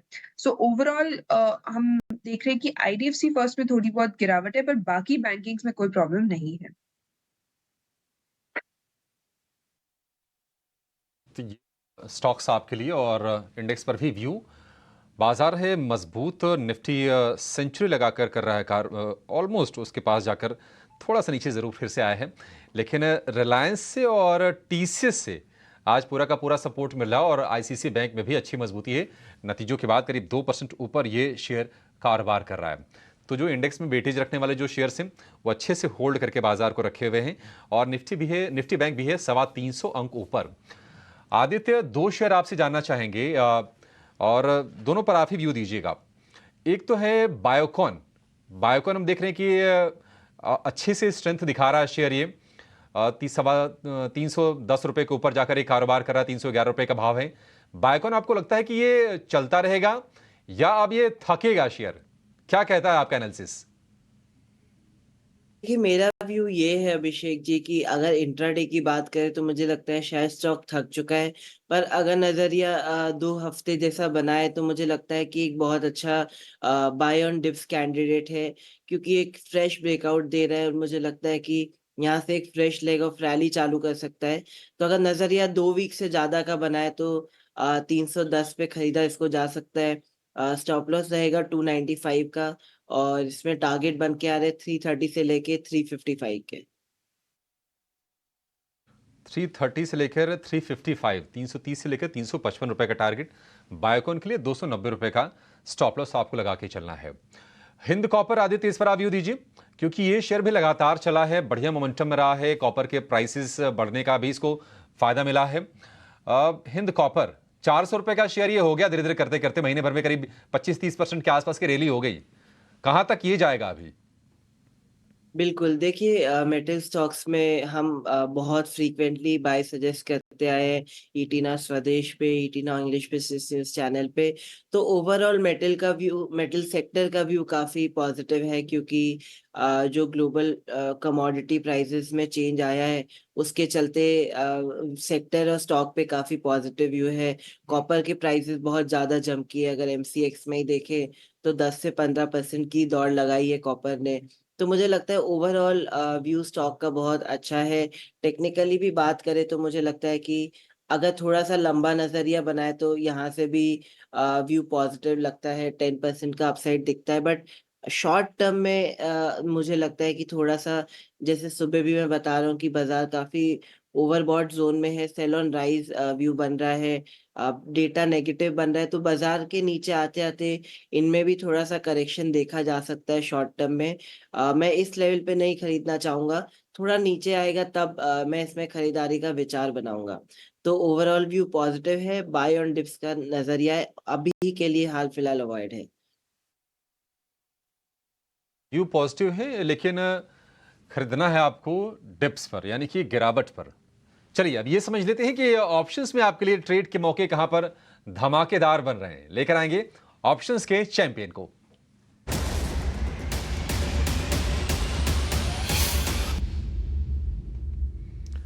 तनीषा एकेडमी के नीतिलेश पावस्कर हमारे साथ जुड़ गए हैं। नीतिलेश जी, बहुत शुक्रिया आपका समय देने के लिए। बताइए ऑप्शंस में क्या ट्रेड करना है, कहां पर मौके बन रहे हैं? देखिए, पॉलीकैब में एक अच्छा खासा एक पुट ऑप्शंस मुझे लग रहा है। अगर हम लोग आवरली चार्ट को देखेंगे तो एक 5600 के आसपास एक कंटिन्यूसली रेजिस्टेंस फेस कर रहा है। अभी 5600 का जो पुट ऑप्शन अभी 210 205 के आसपास ट्रेड कर रहा है। तो इसमें बेस्ट बाय रहेगा जब ये 215 के ऊपर सस्टेन होगा। तो 215 जैसे ही क्रॉस करेगा हम लोग इसमें बाय इनिशिएट करेंगे। 190 रुपए का स्टॉप लॉस होगा और ऊपर में पहला जो टारगेट होगा 280 से लेके 300। इस रेंज में हम लोग क्या कर सकते हैं, प्रॉफिट बुकिंग की तरफ ध्यान दे सकते हैं, क्योंकि छोटा स्टॉप लॉस है और मुझे लग रहा है कि यहाँ से एक अच्छा खासा रिस्क रिवॉर्ड रेशियो हमें देखने को मिल सकता है। 215 के ऊपर ही इसको बाइंग करना है। ठीक है, 5600 वाली पुट खरीदनी है। कैश में भी बिल्कुल यही भाव है 5600 रुपए का। 5600 की पुट खरीदनी आपको 210 से 215 रुपए की रेंज में मिलेगी। लक्ष्य 280 से 300 रुपए, स्टॉप लॉस 190 रुपए, अधिकतम मुनाफा 21,000 रुपए का, अधिकतम नुकसान होगा 8,000 रुपए का। रिस्क रिवॉर्ड के लिहाज से भी ये ट्रेड आकर्षक लग रहा है, ठीक लग रहा है। लेकिन एक चीज़ ज़रूर आप ध्यान दीजिए, एफएनओ में ट्रेड करते वक्त हमेशा स्टॉप लॉसेस को बहुत ही स्ट्रिक्टली फॉलो कीजिए। नहीं करेंगे तो फिर नुकसान ये होता है कि 10 में से 9 लोग अपने पैसे गंवा बैठते हैं और औसतन जो नुकसान होता है वो होता है 50,000 रुपए का। तो ये ध्यान रख के ही आप ट्रेड कीजिए। चलिए कुछ और शेयरों की तरफ बढ़ेंगे। शिवांगी, आप जरा चेक कीजिए तेजस नेटवर्क्स, नतीजे आने से पहले भी और आने के बाद भी जबरदस्त तेजी हमने देखी है। चलिए कुणाल जी से ये सवाल ले लेते हैं तेजस नेटवर्क्स को लेकर। कुणाल जी, नतीजों से पहले नतीजों के बाद शानदार तेजी दिखी, थोड़ी सी प्रॉफिट टेकिंग आई ऊपरी स्तरों से 50-60 रुपए की, और फिर से आज शेयर चलता हुआ दिख रहा है। कितनी स्ट्रेंथ दिख रही है इसमें आपको और क्या लेवल्स आप सजेस्ट करेंगे इसमें? Well, one way rally stock ने दिखाई है। एक टाइम पे स्टॉक 650 के अराउंड था और कुछ ही दिनों में स्टॉक ने ऊपर में 1135 तक की भी हाई दिखा दिए हैं। रिजल्ट है, नतीजे है, थोड़ी सी वॉलेटिलिटी ज्यादा रहेगी स्टॉक में, लेकिन मैं इतना जरूर कहूंगा कि अगर प्रेजेंट लेवल से खरीदारी करके चलने की सलाह मेरी रहेगी, क्योंकि टाइमिंग के लिए जो बॉटम बनाया है 1010 के अराउंड है। अभी स्टॉक फिलहाल 1075 के अराउंड ट्रेड कर रहा है। खरीदारी करके यहाँ से चलने की सलाह है। टारगेट की बात कर लेते हैं अभिषेक जी, तो जो टारगेट आएगा वो 1130 का आएगा सबसे पहला, और वो जैसे ही ब्रेक होता है 1210 के भी लेवल ये स्टॉक दिखाने में सक्षम है। यानी आप कह सकते हो कि 12 से 13% की मोमेंटम अभी भी स्टॉक में बाकी है, जो हमें स्टॉक दिखा सकता है अगर कुछ नेगेटिव रिजल्ट अगर नहीं आता है तो व्यू मेरा पॉजिटिव साइड का ये 1010 के एसेट के साथ खरीदारी करके चलिए। ठीक है, 12 से 13% की अभी और गुंजाइश है तेजस नेटवर्क्स में। कुछ जरा रिलायंस आप चेक कीजिए। रिलायंस 1% ऊपर है, बढ़िया मूव हम देख रहे हैं शुरुआती सत्र में। ऑप्शंस का कोई ट्रेड बन रहा है क्या रिलायंस में? तो अभिषेक, यहाँ पे थोड़ा सा पॉज लेना मुझे लग रहा है रिलायंस के लिए हो सकता है कि आने वाले कुछ दिनों में पॉज रिलायंस पे आता हुआ देखने में नजर आए। बायस फिलहाल पॉजिटिव है, लेकिन अगर आप देखें तो इसके जो की रेजिस्टेंस जोन्स हैं 2950 3000 के, उन्हीं के पास थोड़ा सा यहाँ पे मुझे लग रहा है स्टॉक कंसोलिडेट करेगा। ऑप्शंस में ट्रेड के लिए हमेशा आप मोमेंटम ढूंढते हैं, फिलहाल इस स्टॉक में मोमेंटम है नहीं, तो पोजिशनल बेट अगर आप चाहें तो यहाँ पे पॉजिटिव ले सकते हैं, बट ऑप्शंस के लिहाज से मैं कहूंगा इसमें थोड़ा वेट एंड वॉच करें। अगर आप फिलहाल ट्रेड ले बिना मोमेंटम के तो आपका प्रीमियम जो है वो शायद थीटा के चलते कम होता रहेगा, तो ऑप्शंस का ट्रेड अवॉइड करें। पोजिशनली चाहे तो यहाँ पे एक्यूमुलेशन कर सकते हैं। कुल मिला के जैसे हम सुबह भी आपके सामने नोटिस करा रहे थे कि कोई ट्रेड बनता नहीं है, और हमको लग रहा है कि 500 के रेजिस्टेंस एरिया के ऊपर जाने पर बाजार थोड़ा हल्का ज़रूर होगा। आप देखिए निफ्टी इस समय 468 है, और मैंने आपको ये बात और भी नोटिस कराई थी, भले आपको आज रिलायंस, HDFC, TCS ऊपर दिख रहे हो, लेकिन जो शुरुआती डाटा F&O का बन रहा है ना ऑप्शंस चेन के अकॉर्डिंग, वो उतना पॉजिटिव नहीं बन रहा था। और ये बात मैंने आपको सुबह नोटिस भी करवाई थी, जस्ट थोड़ी देर पहले ही नोटिस कराई थी। ये बात भी बताया था कि 36 शेयर निफ्टी के टोटल 50 में से वो बढ़कर काम कर रहे हैं। 11 शेयर थे 12 में से बैंक निफ्टी के जो बढ़कर कामकाज कर रहे थे, अब 6 शेयर ही रह गए बैंक निफ्टी के। ये रेशो भी आपको दिखाई थी कि देखिए 1:2 है ना। ये अगर 1:2 मेंटेन रखेगा तो बाजार रहेगा, नहीं तो बाजार को धीरे धीरे करके प्रॉफिट बुक करना पड़ेगा। और आप देखो वो रेशो भी डिस्टर्ब हुई है, अब आपके डिक्लाइंस बढ़ गए हैं सिस्टम में, ठीक। और बाजार क्या कर रहा है, धीरे धीरे करके क्रैक कर रहा है। यही तो अपॉर्चुनिटी होती है ट्रेड की। आपको पुटें सुबह सस्ती मिल रही थी, अगर पुटों में छोटा सा भी आपको स्विंग ट्रेड पकड़ में आता हो तो पुट से आपको स्विंग ट्रेड मिल जाता। एग्जांपल के लिए बताता हूँ, 22,500 की पुट है, थोड़ी देर पहले मैं इसको नोटिस कर रहा था तो करीब 80-82 रुपये के आसपास की थी, अभी 105 की हो गई है। तो आपने अगर 1000 लॉट मतलब 1000 क्वांटिटी डाली है तो 20-25 हज़ार रुपये बन जाता ऑप्शंस के अंदर। ये अपना अपना रिस्क है, लेकिन आपको थोड़ा सचेत रहना है बस। यही पॉइंट मैं सुबह भी आपको नोटिस करा रहा था कि भाई आपको रेजिस्टेंस पे भी चलेगा बाजार और गिरेगा भी। ये आपके पास लेवल्स ठीक नहीं आ रहे। जब NAN परसेंटेज में लिखा हो ना चेंज इन OI के अंदर, इसका मतलब लेवल्स आपके ठीक नहीं है। ये पहला पॉइंट है जो सिस्टम टर्मिनल आपको बताता है कि गलत आपके भाव हैं। खैर एनी हाउ आगे बढ़ जाते हैं। ये पुट देखो धीरे धीरे करके ना 110 रुपये हो गई है अभी। ये 30 रुपये बढ़ी है और कुछ एक मिनटों में बढ़ी है। बाजार आप देख रहे हो डेज लो को टेस्ट करने के लिए वापस जा रहा है और ये आज के ओपनिंग लेवल को भी ख़राब कर रहा है। आज का ओपनिंग का लेवल मैं आपको बताता हूँ है 475। अब ये जब तक 475 के ऊपर वापस नहीं आता ना, ठीक नहीं होगा और अपने डेज लो को टेस्ट करने के लिए पहुंच गया ये। मैं ये नहीं कह रहा कि क्रैक बहुत बड़ा आएगा, बस मैं इतना कह रहा हूँ कि बाज़ार ऐसा कर देगा ना आपको कि आपको लगेगा कि यार भाई बढ़ ले या तो गिर ले, कुछ तो कर। ऐसा डिस्टर्ब और ऐसा इरिटेट कर देगा मार्केट आपको। तो इरिटेशन से बचना, बस और कुछ नहीं। इरिटेशन से गलत फैसले आपसे लिए जाएंगे। आगे बढ़ें, एक जानकारी आपके सामने रखना चाहते हैं कि बीएससी के शेयर में तेज़ गिरावट देखने को मिल रही है। रेगुलेटरी फीस के मामले में सेबी ने प्रीमियम की बजाय नोशनल टर्नओवर की फ़ीस का आदेश दिया है। क्या है पूरी खबर बताने के लिए स्वामी सरकार मेरे साथ जुड़ रहे हैं। स्वामी जी बताइए क्या खबर है। Good morning. जो सेबी का आदेश आया जहां पे वो कह रहे हैं कि जो चार्जेस है वो नोशनल टर्नओवर पे देना पड़ेगा और प्रीमियम पे नहीं, जो कि अब तक एक्सचेंज करते आ रहा है। उसके वजह से एक फाइनेंशियल्स पे इम्पैक्ट देखने मिलेगा। बट अभी याद रखिएगा ये जो चार्जेस है ये रेट्रोस्पेक्टिव से लागू होंगे, मतलब 2007 से लेके अब तक के चार्जेस भी बीएससी को पे करना होगा। अभी चार्जेस के अलावा उन्हें 15% पर एनम का इंटरेस्ट भी पे करना होगा पास ड्यूज पे। इसी कारण बीएससी ने ये नोटिस निकाला था जहाँ पे वो कह रहे हैं कि FY24 का जो इंक्रीमेंटल इम्पैक्ट होगा चार्जेस का वो करीब 96 करोड़ के आसपास हो सकता है। बट जो पास्ट के चार्जेस है उसका इम्पैक्ट 69 करोड़ होगा और ये 69 करोड़ में से लगभग 30 करोड़ का जो अमाउंट है वो इंटरेस्ट चार्जेस ही होंगे बीएससी के बुक्स में। तो ये जो एडिशनल अभी चार्जेस आएंगे कंपनी के बुक्स में, ये शायद कंपनी Q4 के अकाउंट्स में एडजस्ट कर सके। तो Q4 के प्रॉफिटेबिलिटी पे इसका एक हिट देखने मिल सकता है। और आगे चल के अगर आप देखेंगे तो ब्रोकरेजेस का मानना ऐसा है कि एडिशनल चार्जेस के कारण करीब 15 to 18% का एक नेगेटिव इम्पैक्ट कंपनी के प्रॉफिटेबिलिटी पे आ सकता है। और ये चार्जेस एक्चुअली में ज़्यादा भी हो सकते हैं क्योंकि अभी हाल ही में हमने देखा था बीएससी अच्छा खासा मार्केट शेयर गेन कर रहा था। तो इसी कारण जो एक्चुअल इम्पैक्ट होगा चार्जेस का ये ज़्यादा भी हो सकता है बीएससी की बुक्स में। अब क्या ऑप्शंस है बीएससी के पास इस चार्जेस को लेके? पहले तो वो सेबी के पास एक अपील कर सकते हैं कि पास ड्यूज को वो वेव ऑफ कर दे, बट आगे के जो चार्जेस उन्हें पे करने हैं उस पर कोई शायद वेवर नहीं मिलेगा। तो इसका जो इम्पैक्ट है वो प्रॉफिटेबिलिटी पे ज़रूर देखने मिलेगा। बीएससी के पास एक ऑप्शन ये है कि वो अपने जो चार्जेस है वो पास ऑन कर दे कंज्यूमर्स को, क्योंकि हाल ही में अगर आप देखेंगे तो एनएससी के जो चार्जेस है वो 40% ज़्यादा है बीएससी के सामने। तो बीएससी के पास वो हेडरूम है चार्जेस बढ़ाने का। अभी वो करीब 210 रुपये की तरह चार्ज कर रहे हैं, तो इसको वो बढ़ा के इजीली 300 तक कर सकते हैं। और अगर उन्होंने 300 तक कर दिया तो फाइनेंशियल्स पे इम्पैक्ट इसका नेग्लिजिबल होगा, बट वॉल्यूम्स पे ज़रूर इम्पैक्ट देखने को मिल सकता है, ऐसे ब्रोकरेजेस का मानना है।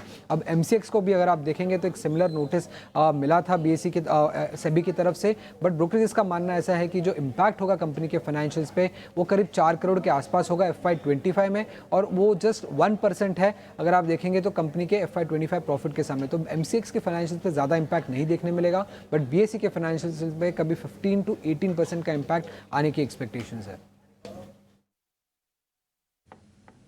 ठीक है सुमित, बहुत शुक्रिया, थैंक यू वेरी मच ये पूरी की पूरी जानकारी देने के लिए। रिपोर्ट्स का भी लेखा जोखा हमने आपको बता दिया, ओवरऑल पूरी खबर क्या है ये भी बता दिया, और शेयर क्यों टूट रहा है आपने ये भी देख लिया।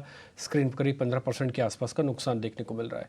खैर आगे बढ़ते हैं, आपको पता ही नंबर्स आ रहे हैं तो मैनेजमेंट भी बैक टू बैक आते हैं अपने क्लैरिफिकेशन और नंबर्स पर बातचीत करने के लिए। L&T फाइनेंस के भी चौथी तिमाही के नतीजे आए, अनुमान के मुताबिक रहे हैं नतीजे, बहुत अच्छे नहीं, अनुमान के मुताबिक।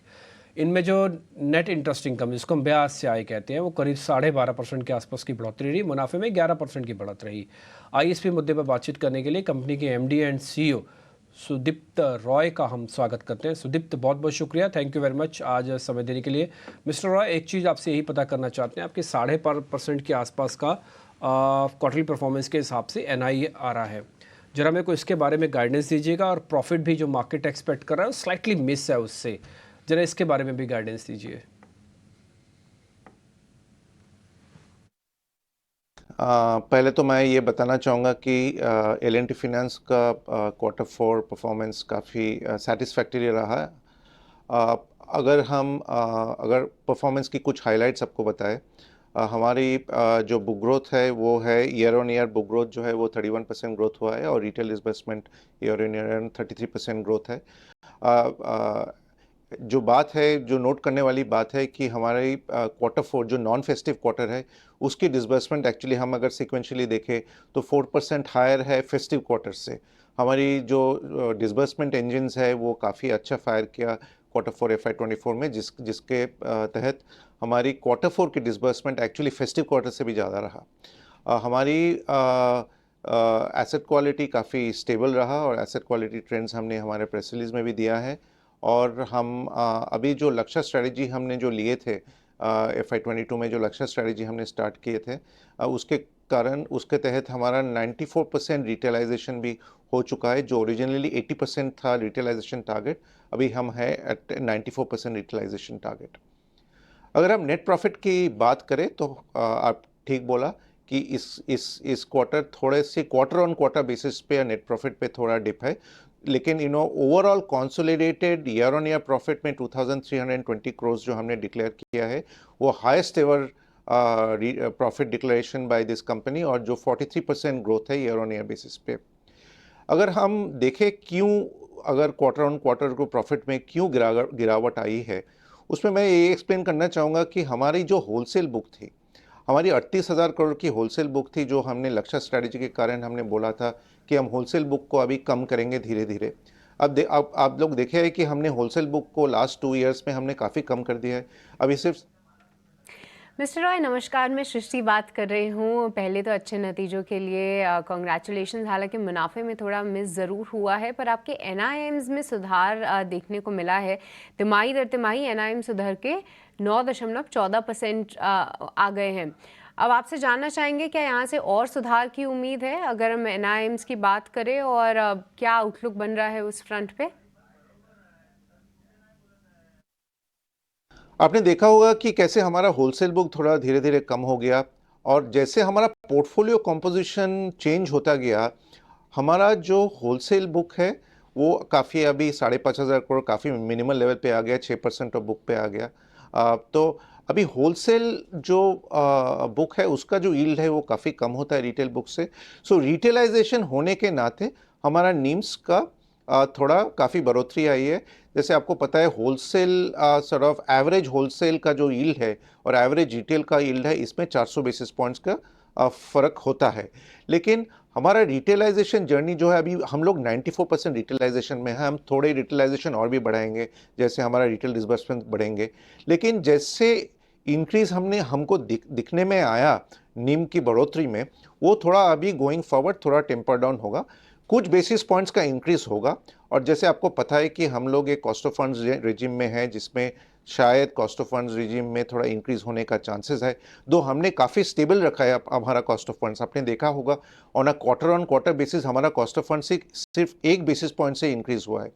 तो इसी के कारण थोड़ा बहुत दिन में इंक्रीज आ सकता है, लेकिन जो पेस ऑफ इंक्रीज था या जो बढ़ोतरी का जो पेस था वो थोड़ा टेम्पर डाउन होगा, वो थोड़ा स्लो डाउन होगा। हमारा पॉजिटिव ट्रेजेक्टरी रहेगा, बट लेकिन positive trajectory couple of basis points का ही रहेगा over the next couple of quarters. Sudipto sir नमस्कार, अभिषेक बोल रहा हूँ। सर एक और सेगमेंट है आपका बड़ा क्रूशियल जहाँ पर हम फोकस करना चाहेंगे, वो है फार्मर फाइनेंस का सेगमेंट। उसमें हमने देखा है कि लेंडिंग जो है अगर हम ईयर ऑन ईयर बेसिस पर देखेंगे तो 2% घटी है, क्वार्टरली बेसिस पर देखेंगे तो 25% नीचे गई है। अब चूंकि मानसून सीजन आ ही रहा है, तो क्या हम उम्मीद करके चलें कि इसमें थोड़ा सा अपटिक आएगा, थोड़ी सी ग्रोथ बढ़ेगी? आपको पता है कि लास्ट ईयर बारिश काफ़ी स्लगिश रहा। बारिश ज़्यादातर काफ़ी कुछ एरियाज़ में बारिश बहुत कम हुई, इसके कारण वाटर रिजर्वर लेवल्स काफ़ी कम हो गया। और वाटर रिजर्वर लेवल्स के साथ ट्रैक्टर, हमारा फार्मर फाइनेंस में ज़्यादातर ट्रैक्टर का ही लार्ज शेयर है, उसमें ट्रैक्टर का डिमांड भी स्लगिश रहा। ट्रैक्टर का इंडस्ट्री काफ़ी ऑलमोस्ट 20% डिग्रोथ हुआ है लास्ट ईयर में। और उसके कारण Q3 जो भी फेस्टिव पीरियड में जो भी हमको डिमांड दिखा, Q4 में वो डिमांड काफ़ी कम आया। इसलिए हमारा डिसबर्समेंट्स Q4 में specially for the tractor line of business काफ़ी म्यूटेड रहा। अभी जैसे आपका मॉनसून का जो ठीक है मिस्टर रॉय, बहुत शुक्रिया आपका समय देने के लिए। उम्मीद करेंगे कि आगे भी आपके नतीजे अच्छे हों। हमारी तरफ से शुभकामनाएं आपको पूरी तरह से। चलिए अब ये समझ लेते हैं